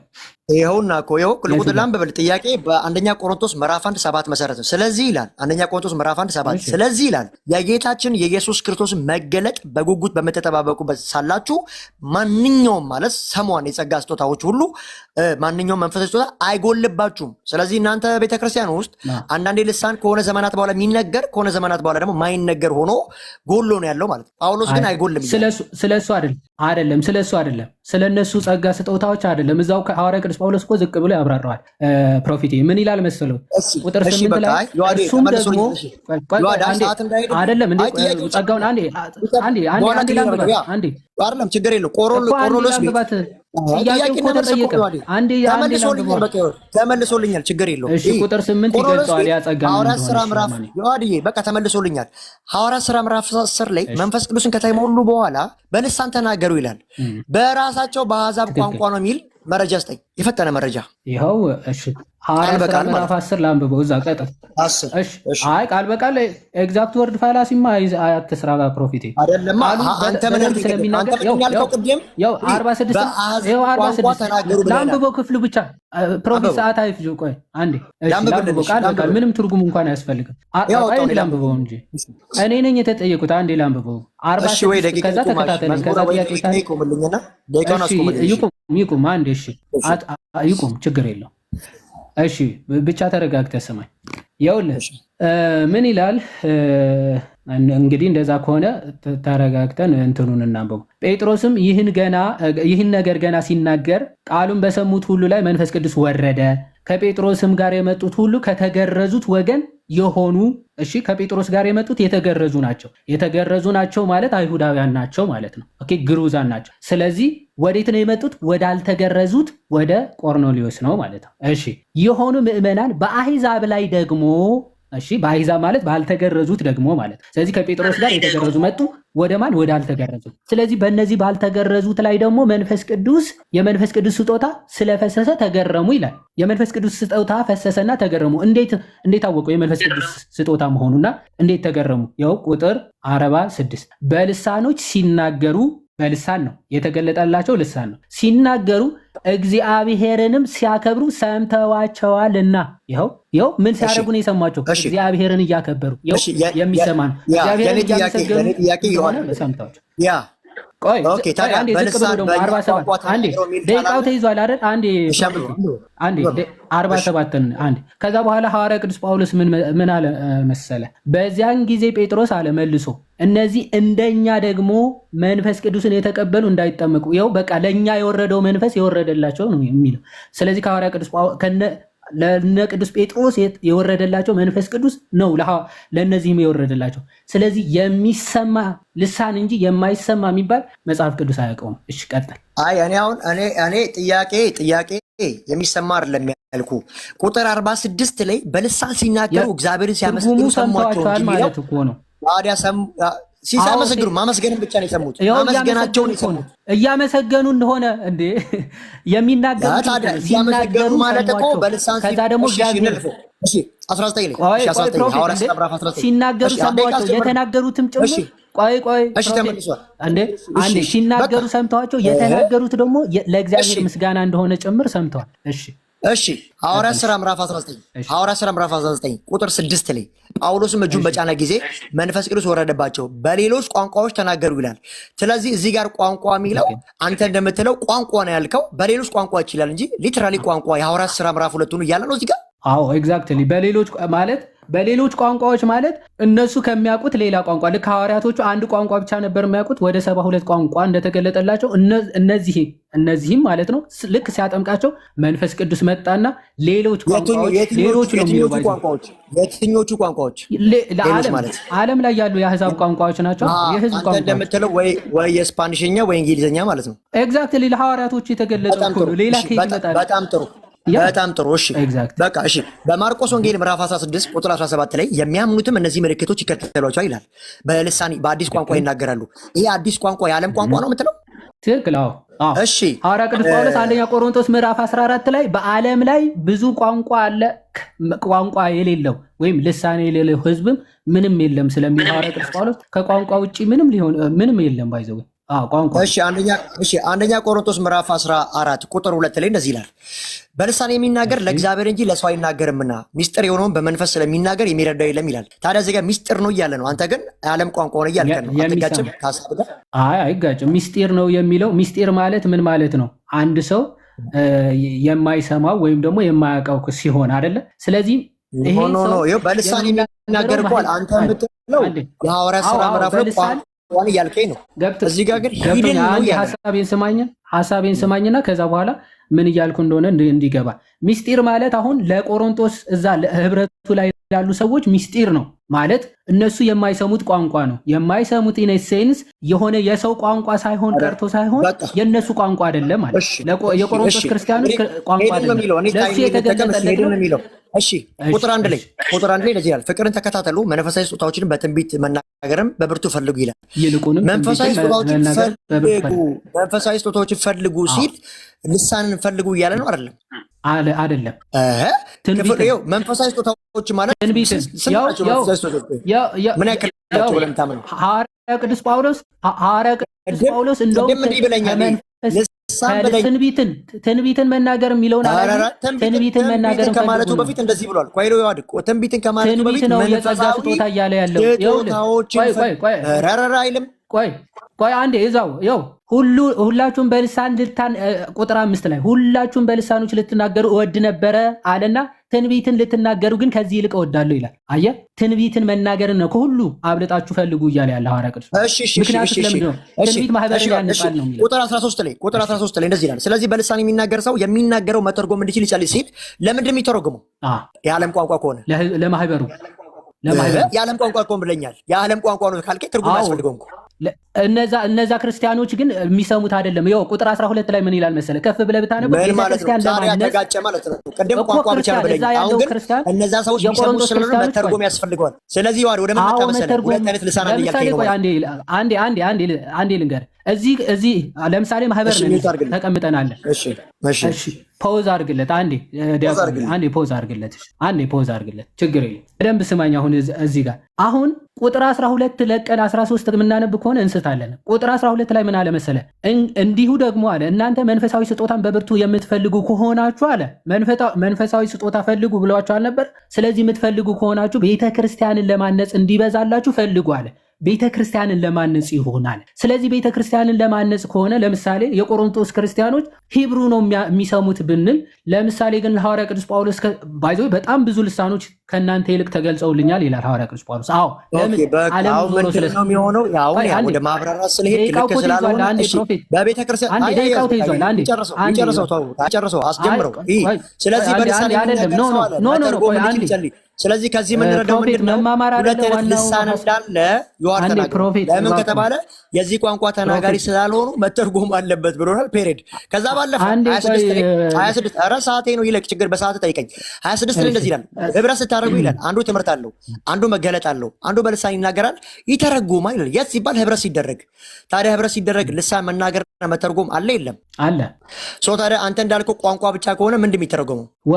ማህበሩ ወደሚሰማው ቋንቋ ስለዚህ ሁለት አይነት ልሳን አለ እያለ ነው። እሺ ቢንጎ። አይ ሁለት አይነት ሆኖ አይደለም፣ ማህበሩ የሚሰማውና የማይሰማው ስለሆነ ነው። እሺ ወደ እኔ ጥያቄ እንቀጥል። እሺ ፕሮፌት ልጀምር። የማይተረጎም ልሳን አለ? አይ ልሳን ነው። ፕሮፌት ልሳን ነው እኮ የማይተረጎም ልሳን የሚባል አለ ወይ? ልሳን ነው። አይ ልሳን ምንድነው እኮ አይደለም፣ የማይተረጎም ልሳን አለ ወይ እኮ ነው ጥያቄው። አይ በህብረት መካከል አንዱ ይናገራል አንዱ ይተረጎማል ብሎ ያስቀምጣል እንጂ ኧረ የማይተረጎም ልሳን አለ የለም ብሎ አይናገርም። ፕሮፌት የለም። ይሄ ጥያቄ ጀመር እንደዚህ ተብሎ ማይጠየቅም። የለም። እሺ ቆይ ሰው በልሳን ያስተምራል አያስተምርም? በልሳን እንደዛ ያስተምራል ሰው አያስተምርም? በልሳን ያስተምራል የሚል ጥቅስ መጽሐፍ ቅዱስ ውስጥ አይገኝም። የእውነት? እሺ እንዲህ ይላል ሐዋርያ በልሳን ያስተምራል አይልም። ቃል በቃል እፈልጋለሁ። ቁጥር 19 ላንብብልህ። አንደኛ ቆሮንቶስ ምዕራፍ 14 ቁጥር 19 ነገር ግን ሌሎችን ደግሞ አስተምር ዘንድ በማህበር እልፍ ቃላትን በልሳን ከመናገር ይላል። አስተምር ዘንድ በምን በልሳን እልፍ ቃላትን ከመናገር 5 ቃላት በአእምሮ ልናገር እወዳለሁ ይላል። ይኸው ለማስተማር እልፍ በልሳን መናገር ከመናገር በአእምሮ መናገር ይሻላል ይላል። ይኸው ታዲያ እዚህ ጋር እኮ ያለ ያለው ልክ ነው። ታዲያ ልሳን እኮ ታች ላይ ወርዶ መተርጎም ወይም ይጸልይ ስለሚል አስተምር እያለ ቆይ ልንገራ እዚህ ጋር እኮ እያለ ያለው ነገር ግን በቤተክርስቲያን ውስጥ ሌሎችን ለማስተማር ለማነጽ ማለት እንዲያተርፉ ማለት ነው። 10,000 ለማስተማር በልሳን ታዲያ በልሳን አይደለም የሚለው በልሳን ከመናገር ይልቅ ነው። ኮምፓራቲቭሊ ነው እያወራ ያለው እንጂ በልሳን እያለ አይደለም። በልሳን እያለ አይደለም። በልሳን እያለ አይደለም እኮ ለማስተማር ማለት አይደለም። ታረ ቆይ ይኸውና 10,000 ቃላት በልሳን ከመናገር ይልቅ ማለት ኢፍ ነው። እኮ የትኛው ይሻላል አይደለም። እኔ ሀሳቢ በልሳን ግን ቆርጣ ጠይቀኛ፣ ጥቅሱን ቆርጣ ጠይቀኛ፣ ጥቅሱን ቆርጣ ጠይቀኝ። ሙሉ ነው መጠይቀኝ። እየቆረጥኩ አይደለም። አስተምር ብሎ ሲናገር ሰዎች በልሳን ሊያስተምሩ ይችላሉ አይችሉም? አይ እዚህ ጋር እያለ ያለው በጠይቀኝ መሰረት 5 ቃላት በአይምሮ ብናገር ይማራሉ እያለ። እሺ ይተው ልሳን ለማያምን ምልክት ነው ወይስ አይደለም? ለማያምን ምልክት ነው ብሎ በቁጥር 22 ላይ ይናገራል። እሺ እንዴት ነው ምልክት ሊሆን የሚችለው ልሳን ለማያምን ሰው? ኦኬ እንደው ቁጥር 22 ጥያቄ ቁጥር 23 ነው በደንብ ሞዲፋይ የሚያደርገው። ለምን ከተባለ እንግዲህ የቤተክርስቲያን እንዴት ነው ጥያቄ እንዴት ነው ምልክት ሊሆን የሚችለው ለማያምን ነው ጥያቄ። እሺ ልመልስ። እሺ እንግዲህ ጳውሎስ በአንደኛ ቆሮንቶስ ምዕራፍ 14 ሲጽፍላቸው ራሱ የቆሮንቶስ ሰዎች ልሳን አጠቃቀማቸው ላይ ችግር ስለነበርና ሁሉም በልሳን ስለሚናገሩ ነበረ። ከዛ ባለፈ ቁጥር 23 ላይ አንድ የማያምን ሰው እንግዳ ሰው ሲመጣ ሁላችሁ ብትናገሩ አብዳችኋል ትባላላችሁ። ስለዚህ ሁሉ እስካልተናገሩ ድረስ ፕሮፌት ለማያምን ሰው እንዴት ነው ምልክት የሚሆነው እኮ ነው ጥያቄው። እሺ በቃሉ መሰረት ለማያምን ምልክት ነው፣ ለሚያምን ትንቢት እንደሚለው በቃ አንድ ሰው የዕለቱ ሰባኪ በልሳን ሲናገር የማያምን ሰው ማለትም ክርስቲያን ያልሆነ ሰው ቢመጣ በዛ ጉባኤ ውስጥ ያ ሰው ልሳን የእናንተ ልሳን የጠየቀኝ እኮ በምዕራፉ መሰረት አይደለ? ምልክት ይሆናል። ትርጉም የሌለው ልሳን እያወራ ነው ለማያምን ሰው ምልክት የሚሆነው። ትርጉም የሌለው ልሳን የእናንተን ታራራም ሻራራም የሚለው ልሳን ተናግሮ ነው ለማያምን ሰው ምልክት የሚሆነው። አይ ታዲያ እዚህ ጋር ያለው እኮ ትንቢት ለማያምን ግን ልሳን ምልክት ነው እኮ ለማያምን ምልክት። እስቲ የእናንተን ሻራራም ትርጉም የሌለው አንተ እኮ የሚተረጎምና የማይተረጎም የለም ብለህ ቆርጣል እኮ ሲጀምር። ፕሮፌት ጥያቄን በደንብ ስማኝ። የእናንተ አይነት ትርጉም የሌለው ሻራም ታራም የሚለውን ቃል ተናግሮ ቆይ አንዴ በመጽሐፍ ቅዱስ ማለት ነው። እስቲ ያመነ ሰው ይሄ የሚደንቅ ነው ያለበትን አንድ ማስረጃ ስጠኝ። ትርጉም የሌለውን ማለት ይኸው እንግዲህ ልሳን ለማያምን ምልክት ነው ማለት እኮ የሚሰማውን ቋንቋ ተናግሮ ታዲያ ምልክት ነው። ለማያምን ምልክት የሆነበት ሐዋርያት ሥራ ምዕራፍ 2 ሐዋርያት ሥራ ምዕራፍ 10 ምልክት ሆነው አይተናል። እንደው ትርጉም የሌለው ተነግሮ ግን ምልክት በጣም የተደነቁበት እስኪ ምልክት ማለት ለማያምኑት ምልክት ይላል። ሐዋርያት ሥራ ምዕራፍ አይልም። ይኸው ይሄ ተገረሙ ይላል እኮ ተገረሙ ማለት ምልክት ሆነላቸው ማለት ነው። ኖ እንዴ ምልክት ማለት ተአምር ማለት የተገረሙት ለምንድን ነው የሚለው? ተአምር መገረም አይደለም እንዴ? ኖ ምልክት ተአምር መገረም አይደለም። ስለ ምልክት ነው። የሚያስገርም አይደለም ተአምር የሚያስገርም አይደለም ወይ? ተአምርና ምልክት ምን አገናኘው? ተአምርና ምልክት ምን አገናኘው? ፕሮፌት በቃ ተአምር ራሱ የሚያስገርም አይደለም ብለዋል። እሺ አላልኩም ተአምርና ምልክት ብለዋል። እሺ ቆሮንቶስን እየጠየቀ ወደ ሐዋርያት ሥራ ለምን ትሄዳለህ? ቆርኔሌዎስ ቆይ አንዴ ሐዋርያት ሥራ ምዕራፍ 10 ላይ ቆርኔሌዎስ የተገለጠለት ልሳን ትርጉም የለሽ ቋንቋ ነው ወይስ ደግሞ የሚሰማ ቋንቋ ነው? እንግዲህ መጽሐፉ የሚናገረው በልሳን ሲናገሩ እግዚአብሔርን ሲያመሰግኑ ሰማቸው ብቻ ነው የሚለው። ስለዚህ እግዚአብሔርን ሲያመሰግኑ ሰማቸው ነው። ከዛ ውጭ ቃሉ ምንም አይልም። ምን ሲያረጉ ሰምታችኋል? ያመሰግኑ ምስጋናውን ለእግዚአብሔር እንደሆነ አውቀውታል አይደለ? እግዚአብሔርን እያመሰገኑ እንደሆነ ሰምተዋቸዋል። አይ እነሱ በሚያወሩት በአሕዛብ ቋንቋ ነው ወይ ደግሞ በማይተረጎሙ ነው በምናምን ብሎ አልተገለጸም፣ ግን ሲያመሰግኑ ሰምተዋል። ያው እንዴ ሲያመሰግኑ ሰሟቸው ይላል አይደል? ሰምተዋቸዋል። ሲያመሰግኑ እግዚአብሔርን አልሰሟቸው፣ ሰሟቸው ይላል እኮ። ግን ደግሞ የእናንተ ልሳን እግዚአብሔርን እያመሰገነ ይሁን እናንተን ቆይ እናንተ የምታወሩት ልሳን እንኳን ህዝቡ ይቅርና እንኳን የሚሰማው ተናጋሪው ራሱ ያውቀዋል ወይስ አያውቀውም? የእናንተ ይሰማል አይሰማም? ኦኬ እንግዲህ እንደዚህ ከሆነ እሺ ልመልስ። እኛ ምን እናገረው? ይሰማል አይሰማም? ባጭሩ ወይ ተረጋጋ። የመጀመሪያ አንዱ ቁጥር 2 ላይ ምን ብሎናል? ሚስጥር ከእግዚአብሔር ጋር ያወራል። ከዛ ደግሞ እኔ ቁጥር 2 ላይ አልጠየኩም። እናንተ የምታወሩት ልሳን ፕሮፌት የምታወሩት ልሳን የሚናገረው ራሱ ይሰማዋል ያውቀዋል ወይስ አያውቀውም? እሱ ነው ጥያቄ። ታች ላይ እኮ ቅድም አንተ ራሱ እንደማይሰሙ ስላወቅ ይተርጎም ብለኸኛል። በቃ አይሰሙትም። ስለዚህ ሐዋርያትም ራስ ይተርጎም ብለኸኛል።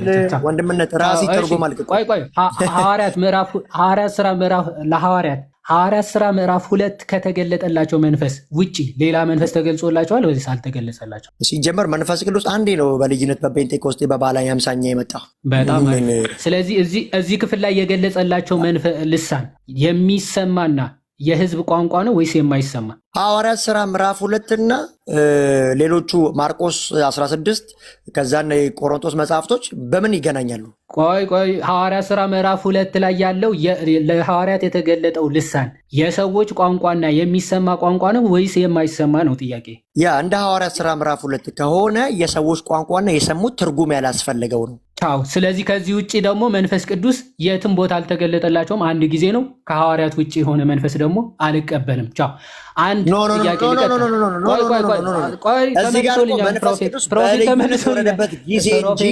ምርኮ ተማረከ የሚለውማ ልሳነ ክህን ጸጋ ስጦታ እንደሆነ እኮ አምናለሁ። ከዚህ ውጭ አልተገለጸላቸውም ስላሉ በቃ ተመልሶ በብርቱ ልቀጥል።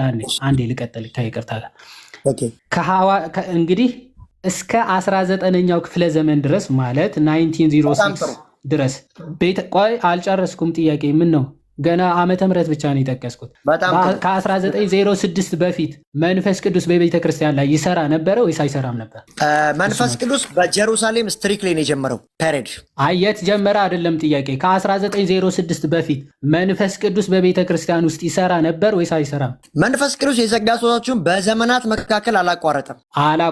ስለዚህ መንፈስ ቅዱስ ስለሆነ በዘመናት መካከል የጸጋ ስጦታዎች እናንተ የምትናገሩት ልሳን በቤተ ክርስቲያን ውስጥ ማለት ከ1906 በፊት ባለችው ቤተክርስቲያን ውስጥ ፕራክቲስ ይደረግ ነበር ማለት ነው አይደል? እሺ አንድ ነገር ልንገርህ። ኦርቶዶክስ ተዋሕዶ ለሁለት መጀመሪያ ነበረ ከመከፈሏ በፊት ልሳን ከቤተክርስቲያን ነው የጀመረው። ጀሩሳሌም ስትሪክት ላይ የጀመረው ልሳን ኦርቶዶክስ ለሁለት ከመከፈሏ በፊት የሚነገር ነበር ወይስ አልነበረም ነው ጥያቄ። ፕሮፌት ፕራክቲስ እንዴት አይደረግም? የመንፈስ ቅዱስ ነው። የመንፈስ ቅዱስ ነው። ቆይ አንዴ ሪፎርሜሽን በጀመረበት ማለት እነ ማርቲን ሉተር በተነሱበት ሰዓት የእናንተ አይነት ልሳን ነበረ? አይ እኔ እኮ ነገርኩ። ጀሩሳሌም ስትሪት ላይ ጀመረ ነው ሉተር። እኔ የት ጀመረ አልጠየቁም። አልተቋረጠም። ምን ትለኛለህ? ማንንም እንዳጠራልኝ የትኛውም ቸርች ፋዘር ሳይጠራ ምሳሌ ከሚገርም ዲያቆን አንዴ ካልሰሙኝ ሰዓቱን ያዙት። ማለት እኔ እስካሁን ደቂቃ ይያዝ አላልኩም። ለምን? እሺ ቆይ አንዴ ይጀምራል። ቆይ አንዴ መጀመሪያ ስማኝ ፕሮፌት፣ እስካሁን ይያዝ አላልኩም። ምክንያቱ ጥያቄ ያልጠየቅኩ የምትመልስልኝ ከሆነ ሰዓት መፍጀት ምናምን ነው የሚሆነው። ስለዚህ የምጠይቅህን እየሰማኝ ብትመልስ አሪፍ ነው። የት ነው የጀመረው? አልጠየቅኩም። ያልጠየቅኩ እንዳትመልስ። እሺ ቀጥል። ሰዓቱ ይጀምርና ጥያቄን በደንብ ስማኝ ፕሮፌት። በሪፎርሜሽን በተጀመረበት ሰዓት እነ ማርቲን ሉተር በተነሱበት ሰዓት እናንተ የምትናገሩት አይነት ልሳን ነበረ ወይስ አልነበረም ነው ጥያቄ። ወይም ነበረ ወይም አልነበረም። ኦኬ ዛሬ ስለ ልሳን ልንወያይ የገባ ነው። ልሳን በመጽሐፍ ቅዱስ የሚል ርዕስ እንጂ ስለ ማርቲን ሉተር ላወራ አልገባም። ስለዚህ ልሳን በመጽሐፍ ቅዱስ ውስጥ ይኸው ሰማኛ። ልሳን በመጽሐፍ ቅዱስ መረጃዬ የእግዚአብሔር ቃል ነው። ስለዚህ አንተ የለም ካል የእግዚአብሔር ቃል ሸጥተሃል ማለት ነው። ቅድም ቆይ ፕሮፌት አንዴ ተረጋጋና፣ ቅድም ምን ብለህ ነበር? በእናንተ ቤተክርስቲያን ይሄ ልምምድ ፕራክቲስ ይደረጋል አይደረግም ስትለይ አይ በመጽሐፍ ቅዱስ ነው ብዬ አልያዝኩም። ስለዚህ የተጠየቅከውን በስርዓት የመመለስ ግዴታ አለ። በሪፎርሜሽን ሰዓት አሁንም ደግሜ እጠይቅሃለሁ፣ ምክንያቱ አልተቋረጠም ብለኛል፣ እስካሁን መልሰህልኛል። ለምን እዚህ ፓርት ስትደርስ ለመመለስ እንደከበደ ባይዘው ሁሉም ሰው አይምሮ ያለው ስለሆነ ይረዳዋል፣ ያውቋል። እንደሌለ የሆነ በ1906 አዙዛ ስትሪት ላይ የተጀመረ ልምምድ እንደሆነ ስለሚታወቅ ፎከስ እና ለመማማር ብናደርገው ጥሩ ነው። እሺ በሪፎርምድ ሰዓት እናንተ የምትለማመዱት ወይም ደግሞ የምታወሩት አይነት ልሳን ነበረ ወይስ አልነበረ? ለመጨረሻ ጊዜ እሺ ልሳን ሁሌም ይሰራል፣ እንዳታስቆመኝ። ዋናው መረጃዬ የሆኑ ሰዎች ሳይሆን ዮሐንስ አፈወርቅ ወንጌል ምናምን ሳይሆን ዋናው መረጃ የእግዚአብሔር ቃል ነው፣ እርሱም ሙሉ ነው። ስለዚህ እኔ በልሳን ጉዳይ ላወራ የመጣሁት እንደ እግዚአብሔር ቃል እንጂ እንደ ሰው ትሬንድ እና ሰው ቤተክርስቲያን ታሪክ አልተቋረጠም ብለኛል ፕሮፌት። ሰዎች ስለ ልሳን አልጻፉም ማለት ይዋድ ሰዎች ስለ ልሳን አልጻፉም ማለት የለም ማለት አይደለም። የእግዚአብሔር ቃል አማናዊ ልሳን አለ። ጽፈዋል አልጻፉም አይደለም። ቆይ አንዴ አለ ወይስ የለም? መጀመሪያ ልሳን ሁሌም አለ ነው ጥያቄ። ልሳን ሁሌም አለ። የእግዚአብሔር ቃል ጋይድ ያደርገኛል። አሁን ከሪፎርምድ ጀምረ ማስረጃ ከእግዚአብሔር ቃል ሪፎርምድ እያልኩ የእግዚአብሔርን ቃል አትቀበልም።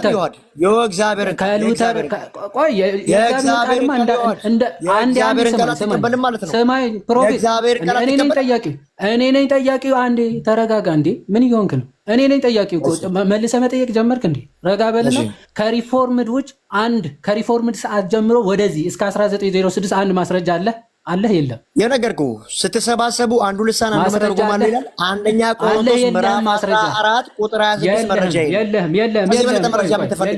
የለም። አንዴ ቆይ የመላእክት ልሳን የሚባል አለ ብለህ ታምናለህ?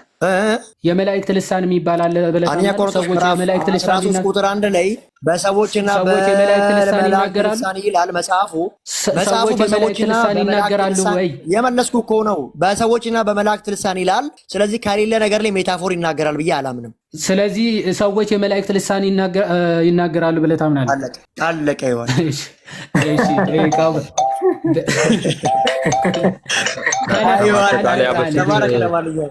የዋዴ ላይ በፊት ይሻላል አንድ ላይ ለማጠቃለል ማለት ነው። እኔ አንድ እዛ ከሆነ ከኛ ቤት የተወሰኑ ሰዎችን አስገባለሁ። እሺ ኤልያስን አስገብቻለሁ። ሌላ ፕሮቴስታንት አንድ ሰው ይገባል አለ። አንድ ሰው ሌላ ፕሮቴስታንት አለ መግባት የሚፈልግ ከፔንቴኮስታል የሚጠይቁ ሰዎች ከካሪዝማቲኮች ከሉተራን አትፈልግም?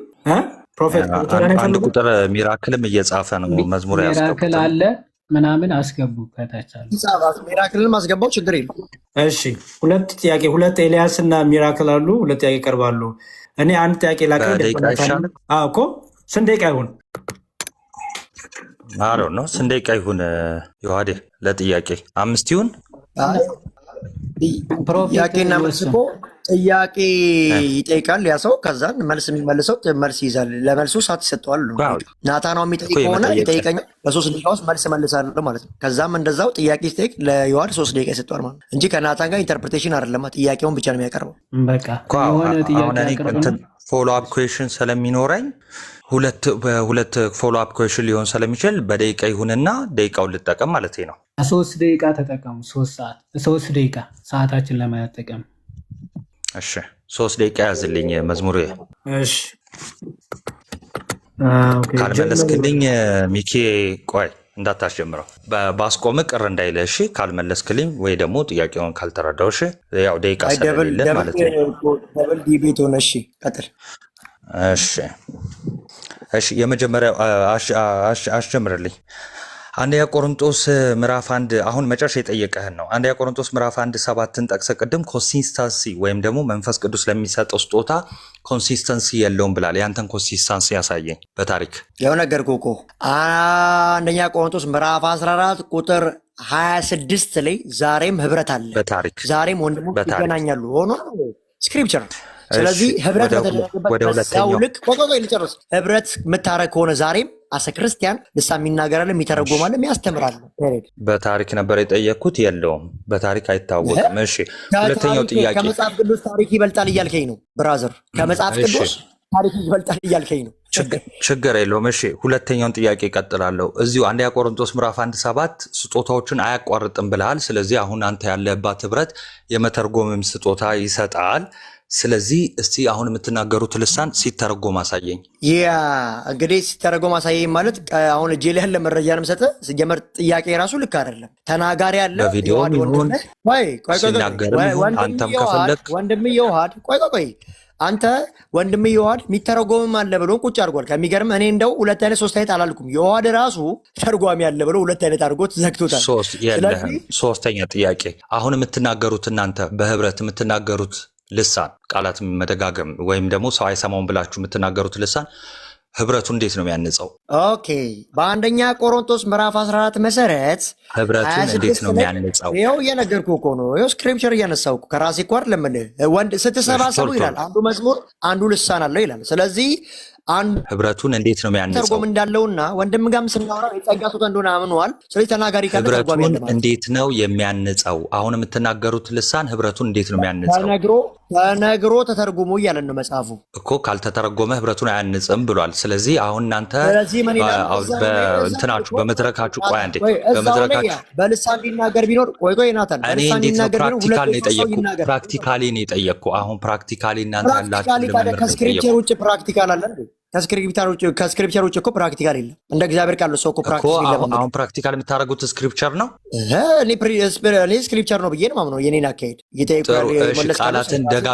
ቃላትን ደጋግሞ ሻራ ባራባራ ምናምን ብሎ የተናገረ ሐዋርያ ያሳየ ስክሪፕቸር ከሆነ ፕራክቲሳችሁ እኔ ተናጋሪ ያለ ተርጓሚ ያለ ብዬ ነው የማምነው እንጂ አሁን ሻራ የተናገረ ሐዋርያ አሳየኝ።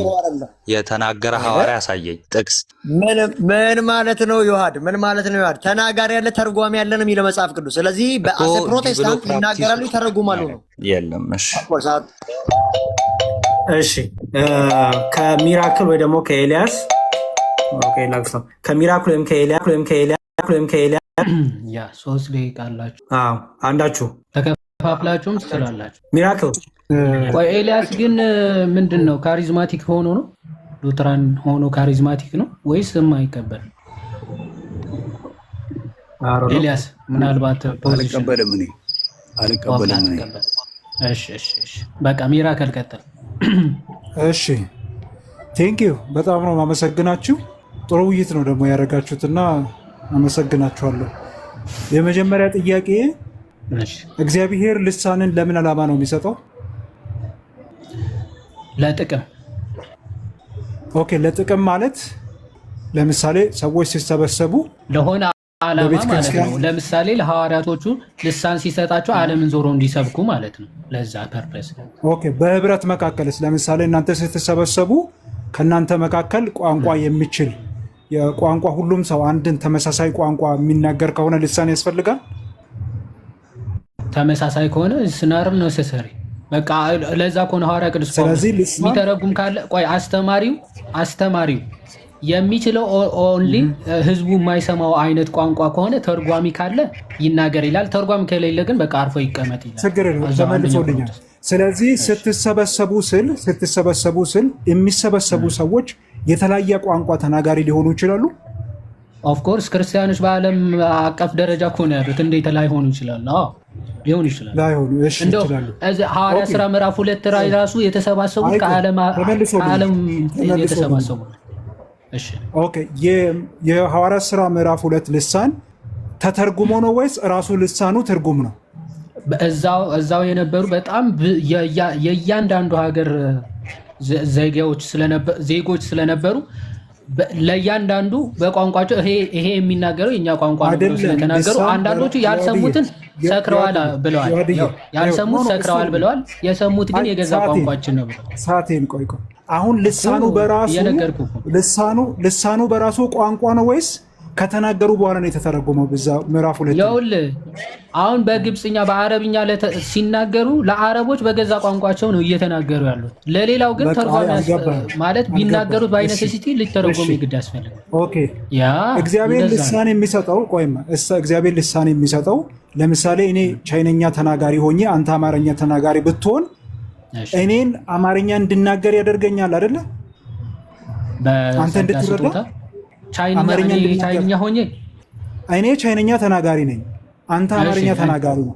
ስለዚህ እግዚአብሔር አማርኛ እንድናገር በአንተ ትርጉም ነው እየሄድኩ ያለው አማርኛ እንድናገር ነው አይደል የሚያደርገኝ? ኤግዛክትሊ ሐዋርያ ሥራ እንደዛ ነው የሚናገር። ስለዚህ ምን ትርጉም ያስፈልጋል? ምን ትርጉም ያስፈልጋል? እያንዳንዱ ንግግር እኮ ይኸውልህ አሁን አንተ ስማኝ ትርጉም የሚያስፈልገው እንዴት መሰለህ? አንዴ ለምን ይደረግልሃል እኮ ተርጓሚ ለምን ያስፈልጋል ብለህ ከዛ ልመልስልህ። እሺ ቆይ ልመልሰው። ተርጓሚ የሚያስፈልገው እንዴት መሰለ? ለምሳሌ ልመልስልና እንጨርሰው።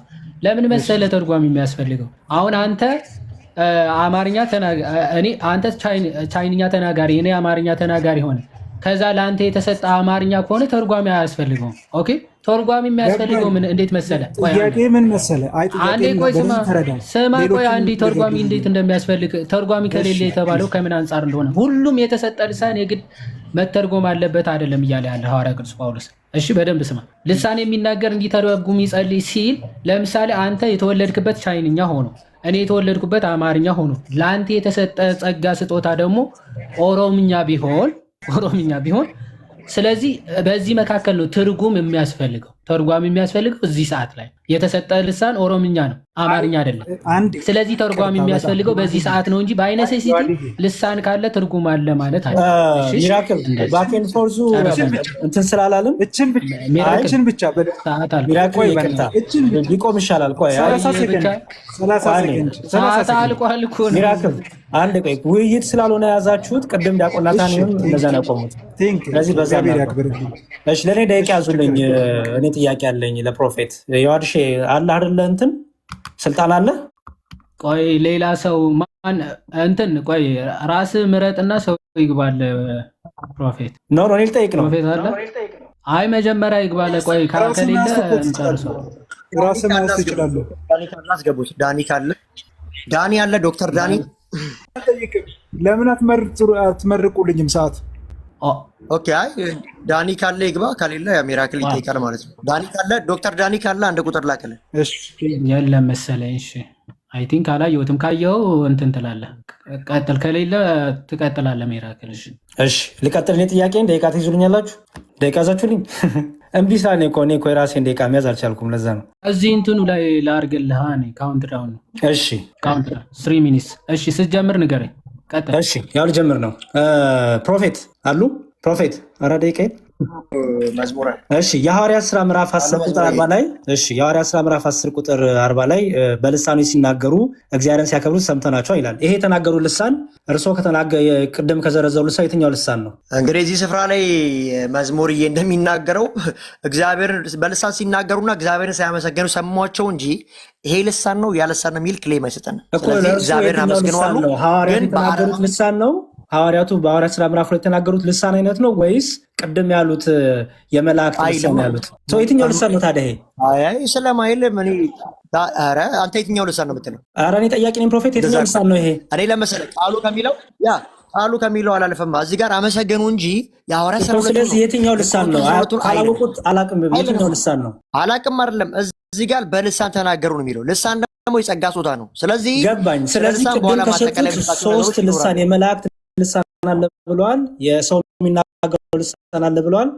ሰው ደግሞ የማያውቀው ልሳን አለ ብለዋል። የትኛው ልሳን ነው ከሶስቱ?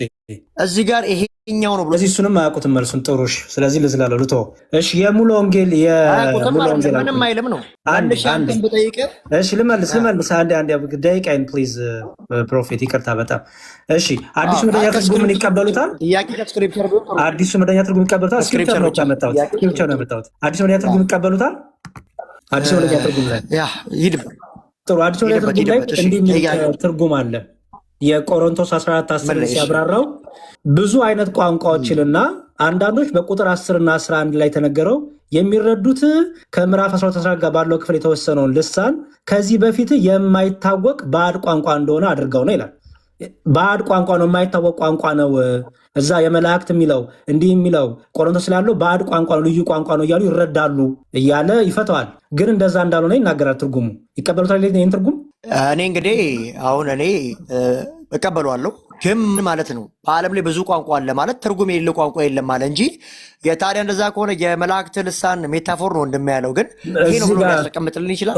እኔ ጥያቄ ምንድነው የሚለው እዛ ጋር የተገለ 14:10 ላይ ያለው 12:14 ላይ ያለው ሁሉ የተወሰነው ልሳን ሰዎች የማይታወቅ ባዕድ ቋንቋ ነው ይላሉ አድርገው ይተረጉማሉ። ይሄ ግን ትክክል አይደለም እያሉ ነው ተርጓሚዎች። ይቀበሉታል? በእኔ የምቀበለው ሐዋርያት ሥራ ምዕራፍ 2 ላይ ሲተረጎማ ላይም ቆሮንቶስ ላይ ግን ተናጋሪም ተርጓሚም አለ። ስለዚህ ባዕድ ቋንቋ የሚባል ነገር የለም ማለት ነው። አዲስ ቋንቋ የሚባል ባዕድ ቋንቋ የሚባል የለም ማለት ነው። ባዕድ የሚለውን ኢኒሴንስ አዲስ ቋንቋ የሚለውን ለማስረዳት ይመስለኛል ያስገቡት። አይ ያው የ14:10 ላይ ያለውን አንያ ቆሮንቶስን እያብራሩ ነው። ትርጉም ያለው ቃል ካልወጣ በልሳን ሳይሆን ቆየ ነው። ኦኬ አልቃትሉኝም እንዴ? እሺ ይሄን የመጨረሻ እናድርገውና ደግማችሁ ሰጣችሁ አመሰግናለሁ። እሺ 3 ደቂቃ ላይ ጀምር በለኝ። እሺ ሚራክል ቆይ ቪዲዮ ልክፈት። ጀምር ያደግ። እሺ ከቅድሙ ነው የሚጀምረው። እሺ ከቅድሙ ጥያቄ ነው የሚጀምረው። ቅድም አንድ ጥያቄ ጠይቄ ነበረ። ማለት ልሳን በራሱ በእናንተ ቋንቋ ነው። ቋንቋውን ደግሞ እግዚአብሔር የሚሰጠው አንድ ሰው ካልተረዳ ወንጌል ለመስበክ ያክል ነው ብለሃል። ስለዚህ ለምንድን ነው እግዚአብሔር ዳይሬክትሊ ለምሳሌ እኔ ምን አልክ? አይሰማም? አይ ነው ይሰማል። ሰው ካልተረዳ ነው ብለሃል ልሳን የሚሰጠው። ሳቴን ግን ሳቴን እንደገና አስጀምር እስኪ በደንብ እንትን እንድልን ማለት ነው። ሶሪ እሺ ምንድነው ልሳን እንትን ብለህ ወንጌል ለመስበክ ነው። ጥያቄ አድርገው ሚራክል አሁን ማብራራት ላይ በጣም ጊዜ ስለምትፈጅ ሰዓቴን ያዙልኝ ምናምን ትላለህ። 3 ደቂቃ ነው ያለና ሌላ ጥያቄ ሌላ ጥያቄ አይ ኖ ጠይቅ፣ ግን ጥያቄ አድርገው በማብራራት ጊዜ ናትፍ ቀጥታ ጠይቀኝ እስኪ እኮ የቅድሞ ጥያቄ እኮ ነው። ማለትም አንድ ሰው ወንጌል ለመስበክ ነው ቋንቋ ነው ካልክ እኔ ቻይንኛ ተናጋሪ ሆኜ አንተ አማርኛ ተናጋሪ ከሆንክ እግዚአብሔር አማርኛ እንድናገር ለምንድን ነው የማያደርገኝ? ወይ ሌላ ሰርድ ፐርሰን እንድተረጉም ለምን ሌላ ቋንቋ ይሰጠኛል ነው? ሶስተኛ ቋንቋ አንተ ምን የማላውቀው ቆይ በአይነሴሲቲ ልሳን ተሰጠ ማለት የእያንዳንዱ ሀገር ቋንቋ ይሰጣል ማለት አይደለም። እሺ የሁሉም ሀገር ቋንቋ ይሰጣል ማለት እኮ አይደለም። ልሳን ይሰጣል ማለት ኦኬ፣ የተወሰነ ቋንቋ ሊሰጥ የአንድ ሀገር ቋንቋ ብቻ ሊገለጥልህ ይችላል። ለሐዋርያት አሁን የሁሉም ወደ 72 ይባላል በትውፊት ወደ 72 ቋንቋዎች ተገለጠላቸው። ሁሉም ሰው 72 የግድ ይገለጥለታል ማለት አይደለም። አንድም ሁለትም የሁለት ሀገር ቋንቋም ሊገለጽልህ ይችላል። ከተገለጸልህ ቋንቋ ውስጥ ከሰሚው ጋር ማትግባቡ ከሆነ ያ ከዛ አንጻር እሺ ቁጥር 14 ምዕራፍ 14 ቁጥር 14 ላይ ከዚህ በፊት ይህን ከማንሳቴ በፊት ሰዎች እግዚአብሔርን በቋንቋቸው ወይ በእንግሊዝኛ በሚያውቁት ቋንቋ ሲያመሰግኑ በአማርኛም በእንግሊዝኛም ቢሆን እኩል ሴንስ ይሰጣቸዋል ብለህ ታስባለህ? የሚያውቁት ከሆነ እግዚአብሔርን ሲያመሰግኑ ወይንም ሲያመልኩ ለራሳቸው ነው ለሰውዬው ለራሳቸው ደግሞ ቋንቋ የስሜት ምንጭ ሆነ እንዴ? ባወቀው ቋንቋ የሚያደርገው ጸሎት ሁሉ እግዚአብሔር ይሰማዋል። አይ በእንግሊዝኛ ከሆነ ሞር እሰማለሁ በእንግሊዝኛ ሲሆን ችግር የለውም። በቃ እሺ ከዚህ ተነስቼ በልሳን የሚናገር ራሱን ያንጻል፣ ትንቢት የሚናገር ግን ማህበሩን ያንጻል ይላል። ስለዚህ ራሱን የሚያንጽ ከሆነ ለራሱ ነው እየጸለየ ያለው። አይ አይደለም፣ ዛት ሚንስ ራሱ እየጸለየ ማለት አይደለም። ራሱን ያንጻል ማነጽ ማለት ራሱ የሚሰማው ራሱ ነው የሚያውቀው። ራሱ የሚያውቀው ቋንቋ ከሆነ ማህበሩ የማያውቀው ከሆነ ራሱን ያንጻል። አንዴ ስማ እባክህ ትጠይቃለህ፣ አሰማም። ችግሩ ይሄ ራሱን ያንጻል ማህበሩ ግን አያንጽም ሲባል ልሳን ሲባል እሱ የሚያውቀው ማህበሩ ግን የማይሰማው ቋንቋ ከሆነ የሚያንጸው ማለት እየሰማ ያለው እየተረዳ ያለው እሱ ነው። ማህበሩ ግን እየተረዳ ስላልሆነ አይታነጽበትም ነው ሀሳቡ እንጂ። ስለዚህ ይሄ ራሱ ሰውየው ከዚህ በፊት የሚናገረው ቋንቋ ነው ልሳን የተባለው አይደለም። ለምሱማ መንፈስ ቅዱስ ገለጸለት ተባልን እኮ ልክ ለሐዋርያቶቹ እንደገለጸላቸው የሆነ ሀገር ቋንቋ ነው መንፈስ ቅዱስ ገልጾለት ለራሱ እኮ ነው። ማህበሩ ግን አይሰማውም። ስለዚህ ሌላ ቋንቋ ሰጥቶት ነው እየጸለየ ያለው። የራሳቸው ቋንቋ አይሆንም እንዴ ታዲያ? እግዚአብሔር ለመታነጽ ከሆነ ለምን ያስፈልጋል ሌላ ቋንቋ?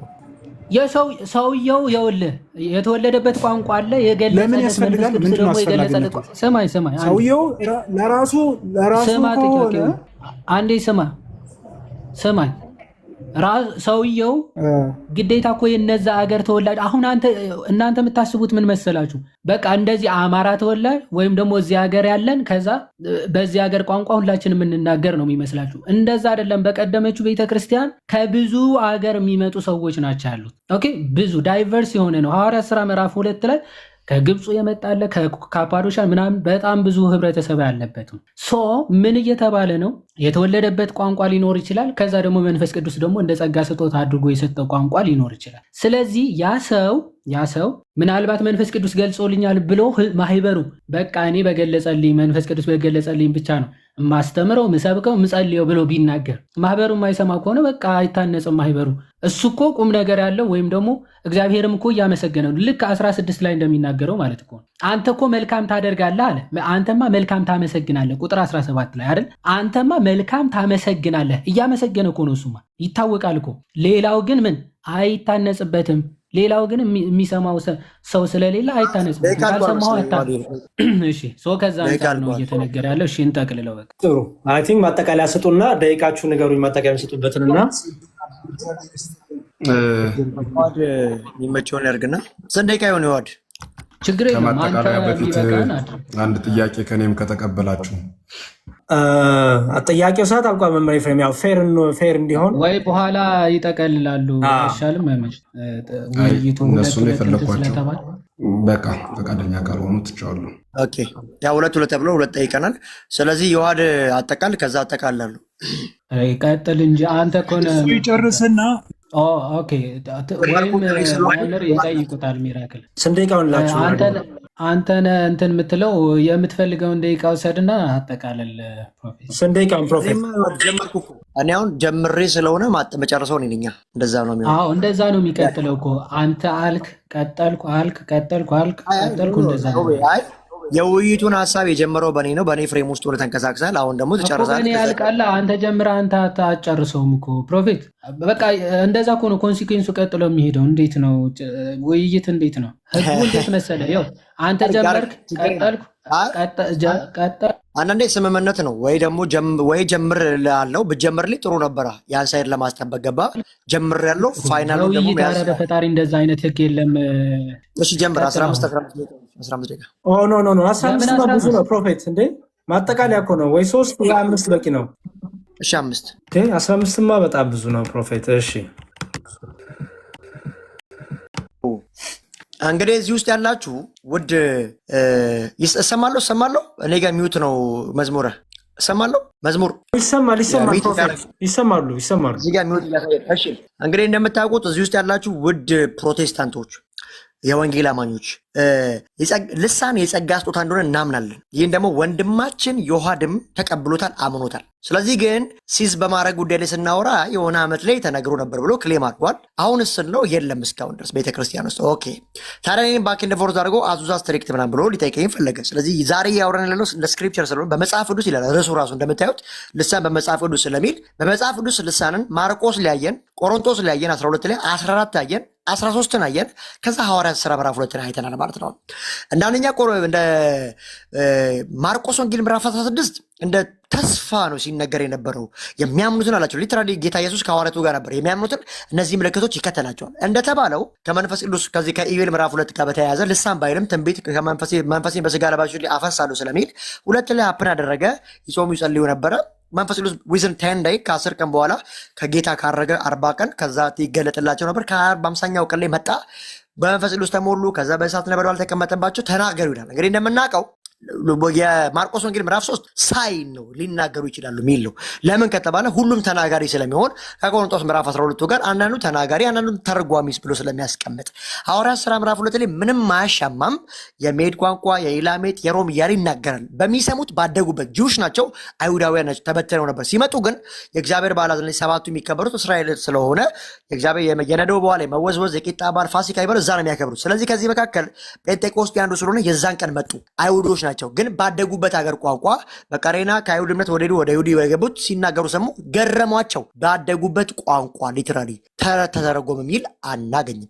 ከዛ ፈርዘር ስናልፍ አንደኛ ቆሮንቶስ ምዕራፍ 12 ላይ ምን ይለናል? ቁጥር 10 ላይ ለአንዱ መናፍስት መለየት ለአንዱ ምን ካለ በኋላ ለአንዳንዶች በነገር አያቸው የጸጋ ስጦታ ነው። እንደዚህ ይላል። ሰጪው ራሱ ጌታ መንፈስ ቅዱስ ስለሆነ ቁጥር 11 ላይ እንደዚህ ይላል። ከዚህም ሁሉ አንዱ መንፈስ ስጦታዎች ሲሆኑ ይላል ለእያንዳንዱ እርሱ ራሱ እንደፈቀደ ይሰጠዋል። ስለዚህ የመንፈስ ስጦታ ነው። መንፈስ ግን እንደፈቀደ ነው ለሁሉም ይሰጠው። ታዲያስ ለሚናገርም ለሚተረጉምም ብሎ ይናገርና 30 ላይ ቁጥር ሲወርድ 12:30 ላይ ሁሉ ሲተረጉማሉ፣ ሁሉ ሲናገር፣ አረ ሁሉም አይደሉም። ሲጀመር ልሳን የሚናገረው የጸጋ ስጦታ ስለሆነ ለአንዳንዶች ነው፣ ለአንዳንዶች ደግሞ መተርጎም ስለሆነ 13 ላይ ሲሄድ በመላእክትና በልሳን በሰው ቋንቋ እንኳን ብናገር ካለ በኋላ ምንድነው ጉዳዩ ሲባል ፍቅርን ትልቅ አድርጎ ለማሳየት ነው ክሌሙ እንጂ ሌላ አይደለም። ከዛ ባለፈ ሚስጥርም መግለጥ ቢኖረኝ ተራራ የሚነቅል እምነት ቢኖረኝ ብሎ ኮምፓሬቲቭ ላይ ያስቀምጣል። ድሃን ባበላ ከዛ ደግሞ ለድሆች ብሰጥ ሰውነቴን በእሳት እንዲቃጠል ባረክ አለ። ፍቅር ግን ከሌለኝ ከንቱ ነኝ። ፍቅርን ለማሳየት ነው የሄደበት። ከዛ ባለፈ 14 ላይ በጣም ይናገራል። 14 ቁጥር 2 ላይ ቁጥር 1 ላይ እንደውም ዳንሳ በጣም የሚገርመው 14 ቁጥር 1 በብርቱ ፈልጉ ይላል። ኢቭን ኢፍ ልሳን የጸጋ ስጦታ ነው፣ በብርቱ እንድንፈልግ ሳይን አፕ ያደርገናል። ቁጥር 2 ላይ በልሳን የሚናገር ለእግዚአብሔር እንጂ ለሰው አይናገርም፣ ሂድ ነው ሚስጥር ነው ይላል። 13 ላይ ደግሞ እዛ ሚስጥር ነው። 13 ላይ ወርዶ በልሳን የሚናገር ሰው እንዲተረጉም ይጸልያል። ራሱ ተናጋሪ እንዲተረጉም ይናገራል። ቁጥር 26 ላይ ደግሞ ቁጥር 22 ላይ ለማያምን ሰው ምልክት ነው አለን። በጉባኤ መካከል ያላመነ ሰው ሲመጣ አንድ ሰው ቢናገር ምልክት ሆኖ ያገለግላል። ከዛ ባለፈ ግን ሁሉ ከተናገሩ ልሳንን በጉባኤ መካከል ቁጥር 23 ላይ አብዳችኋል ትባላለች። 26 ሲሄድ ህብረት ነው። ህብረት ማለት ፕሮቴስታንትም ሌላውም ኦርቶዶክስም እንግዲህ ካቶሊክም አፖስቶሊክ ሴሽንም ማለት ክርስቲያንን ከተባለ ይሄ ጸጋ ስጦታ መጽሐፍ ቅዱሳዊ ስለሆነ ዛሬ የሚሰራል ማለት ነው። ወደፊት ጸጋ ኦፊሶች ላይ ሙሉ ላይ የምናወራ ይሆናል። ዛሬ ግን ልሳን ላይ ስለሆነ ስለዚህ ህብረት ሲደረግ ሁሌ ምን አለ? መገለጥ አለ፣ ልሳን መናገር፣ መተርጎም አለ። ስለዚህ አሁንም ይሄ ጸጋ አለ፣ እኛ ጋር ግን የለም ብሎናል ማለት ነው። ከዛ ባለፈ 39 ላይ ሲሄድ ስለዚህ ወንድሞች ሆይ ትንቢትን ለመናገር በብርቱ ፈልጉ፣ በልሳን መናገርን አትከልክሉ ይላል። እንዳይከለከል ተነግሯል። ታዲያ ምን ማለት ነው? አሁንም በቤተ ክርስቲያን ውስጥ ተናጋሪና ተርጓሚ ስላለ ስለ አዙዛ ስትሪክት ተነስቷል። ኦርቶዶክስ ለሁለት ከመከፈሏ በፊት ከ1906 በፊት ከ1505 በፊት ከ206 በፊት በጀሩሳሌም ስትሪክት ላይ ተነግሯል ልሳን። ስለዚህ መጽሐፍ ቅዱስ ዛሬም ነገም የጸጋ ስጦታ ነው፣ ልሳን ይቀጥላል ማለት ነው። ይህን ለማለት ወዳለው። ከዛ ባለፈ ግን ብዙም ጥያቄዎችን አልመለሰልኝ። ኢዩኤል ላይ ትንቢት ነው የሚለው ነገር ግን እሱ ልሳን ብሎታል። ይሁን ነገር ግን ያው በዚህ አጠቃላለሁ። ተባረኩ፣ ጸጋ ይብዛላችሁ። እሺ ፕሮፌት እናመሰግናለን። ላርግ ጀምር በላይ እሺ ቴንኪው። ልጀምር። መጀመሪያ የኦርቶዶክስ ከመከፈሏ በፊት የሚለው የኦርቶዶክስ አልተከፈለችም። እሺ የታሪክ ስህተት አለ። ከዛ በተጨማሪ እንግዲህ ከ1906 ይሄንን ልምምድ በታሪክ በቤተ ክርስቲያን ታሪክ ውስጥ ታይቶ አይታወቅም እና ፕሮፌት ምንም ማስረጃ ሊያመጡ ስላልቻሉ አይ በኢየሩሳሌም አደባባይ እኮ ተደርጓል አሉ።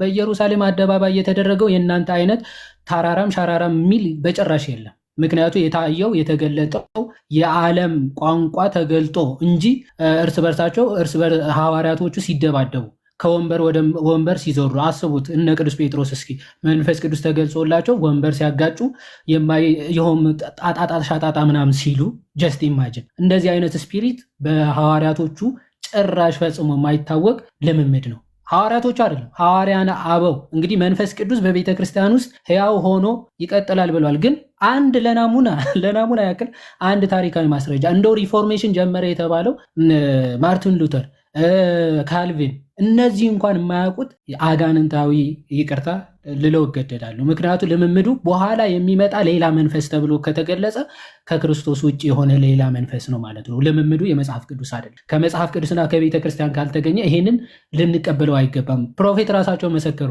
ሐዋርያ ስራ ምዕራፍ 2 ከተቀበሉት መንፈስ ውጭ ሌላ መንፈስ ጣጣ ሻጣ የሚያስብል ተቀብለዋል ወይ ሲባል ኧረ አልተቀበሉም። ሐዋርያ ስራ አንዴ ነው የተቀበሉት አለ።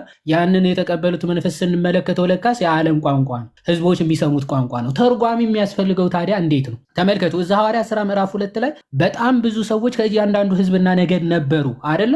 ከእያንዳንዱ ህዝብና ነገድ ስለነበረ ልክ ሲናገሩ አረብኛ ሲናገሩ የአረብ ህዝቦች እንዴ በገዛ ቋንቋችን ይሄ እኮ የኛ ቋንቋ ነው ይላል። ቋንቋቸው ያልሆነ ግን ምን አሉ ይላል? እነዚህ ሰክረዋል አሉ።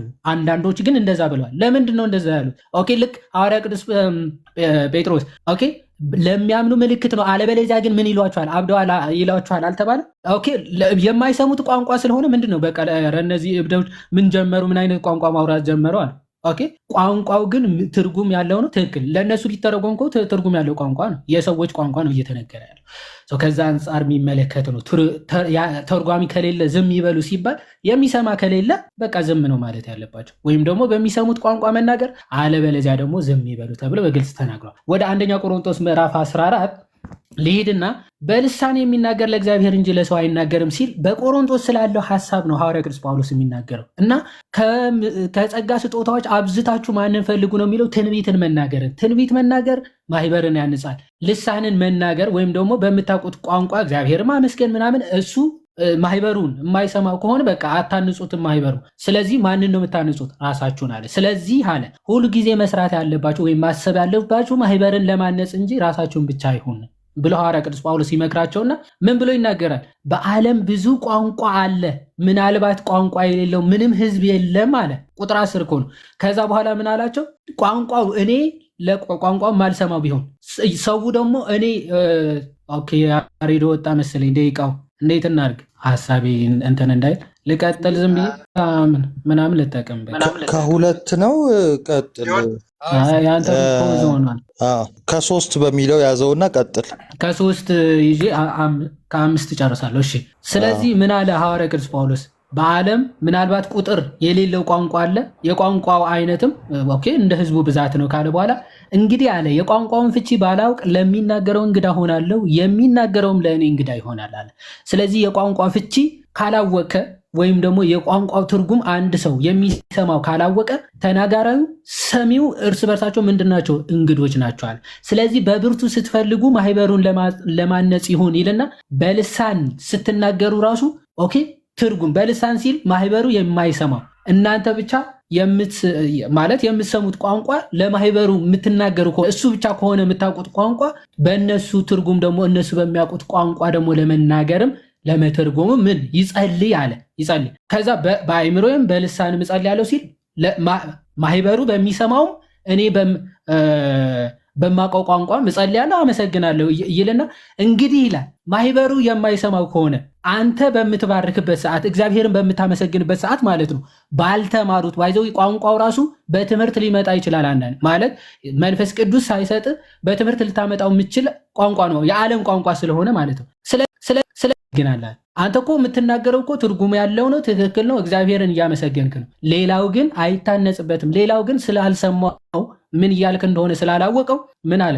አይታነጽበትም አለ። ስለዚህ ቀጠለ በልሳኖች እልፍ ቋንቋ ከማስተምር አለ ማስተማር ራሱ እያስተማሩ እኮ ነው። በልሳን እልፍ ቋንቋ ከምታስተምሩ በአይምሮ ማለት እነሱ በሚያውቁት ቋንቋ ጥቂት እንኳን ብትናገሩ ምን አለ ማህበሩ ይታነጽበታል ብሎ በግልጽ ይናገራል። ስለዚህ አለ ልሳን ለማያምን ምልክት ነው እንጂ ለማያምን ምልክት ነው እንጂ ለሚያምን አይደለም ይላል። አሁን ፕሮቴስታንቶቹ እችን ቀይረው ምን አድርገዋታል መሰላችሁ?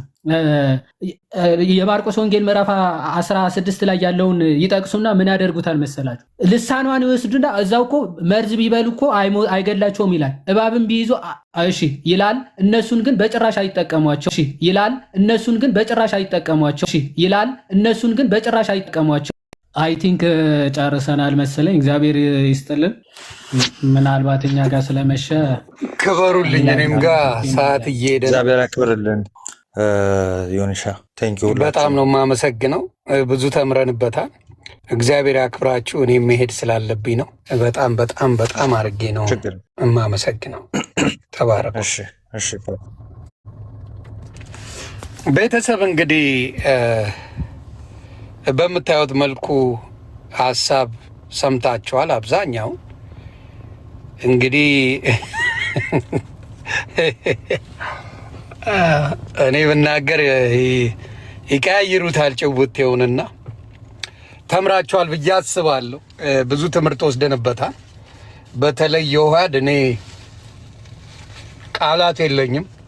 ናቲሻዬም እንዲሁ አመስግኜ ልውጣ እንጂ የውሃድ ናቲሻ፣ መዝሙረ ያሬድ፣ መምህር ኤፍሬም፣ ዲያቆን መኩ እጅግ የሚደንቅ ትምህርት አላችሁና ለሌላ ጊዜ እሱ ቤት አትሂዱ እንዳይባል ሌሎችም የፕሮቴስታንት ወንድሞቼ ትምህርቱን በደንብ ተከታተሉትና በደንብ ስሙትና እናንተ ቸርች ውስጥ ያለው እውነት ከእግዚአብሔር ቃል ነው ወይስ ሰው እንደፈለገ የሚናገረው ቋንቋ ነው ብላችሁ ራሳችሁን አስቡ። እግዚአብሔር ምስክሬ ነው የምለው። ሰው እንደፈለገ የፈለገውን ቋንቋ የሚያወራበት ነው እውነት እግዚአብሔር የሚናገረውን ነገር እያስተማሩበት ነው የሚለውን ማየት ነው። ፕሮፌት ሚኪ ይመቸኛል። ወጣትም ስለሆነ ለመግባባት ከባድ ነው ብዬ አላስብም። ቀደም ሚራክል የምትባለው ወንድማችንም ታንኪዩ። የዋዴ ግን በጣም ትለያለህ። እኔ የዋድን ማደንቀው በክርስትና ላይ ብቻ አይደለም የሚሰራው። የዋድ ወንድማችን ከሙስሊሞችም ጋር ትምህርቶች ይሰጣል። ወንድም ጎበዝ ነው። ከሙስሊም ጋር ባለው ነገር ላይም የዋድ በጣም አንባቢ ነው። በጣም ኤክስትሪምሊ አንባቢ ነው። እና በጣም ነው የማደንቃቸው ሁሉንም። እና በተለይ ኦርቶዶክስ ወንድምና እህቶቼ እግዚአብሔርን አመስግኑ። ብዙ ወጣት አስተማሪዎች ሶሻል ሚዲያውን ተቆጣጥረውታል። አሁን በሶሻል ሚዲያ ላይ የተቆጣጠረችው እምነት ብትኖር ኦርቶዶክስ ናት።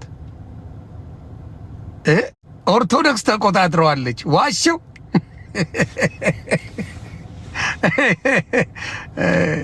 ክብሩ ይስፋይ እናትና የልጁና ኦርቶዶክስ በጣም አርጋ ሶሻል ሚዲያን ይዘዋለች። እና ይሄ እግዚአብሔርን አመስግኑ። የኦርቶዶክስ ተማሩ፣ እንስማ፣ እናዳምጥ። እኔ ተማሪ ነኝ፣ እየተማርኩ ነው። በጣም ጠቅሞኛል። ብዙ ነገሮች እንዲገለጹ ሆኖልኛል እኔ እና ዮሐድን ወንድማችን እፎይን የመሳሰሉ ከባድ ሚዛን በእንትን ላይ እያየን ነው። አይ ቲንክ ቀድም ይመስለኛል ፒተር ይቅርታ ጠይቀኛል፣ ግን አይ ቲንክ ከእንትና የለመድከው ይመስለኛል ከቀለሜና ሚውት አርግ ማለት ጀመርክ። ቤት ረስተው ማለት ነው የኔ ቤት መሆኑ። ሚውት አርግ፣ ሚውት እኩል ሚውት አርግ፣ ሚውት እኩል ጋድዬ ወንድሜ በጣም ትለያለህ። እና እንደዚህ ያለና መንፈስ ቅዱስ ኦርቶዶክስ የላትም ብለው ይዘግባሉ። ደስ ነው የሚለው መንፈስ ቅዱስ። እውነት ለመናገር ሸረረም ተረረም ከሆነ እግዚአብሔር አምላክን እያታለልን ነው። አይጠቅም። ሸረረም ተረረም መዝሙር ያሬድዬ ሸረረም ተረረም ጣጣ ቋጫጫ የሚባለው ከሆነ ብዙ አንግባባም ከየው ጋር ነው። ያ ከሆነ መንፈስ ቅዱስ አይደለም ነው።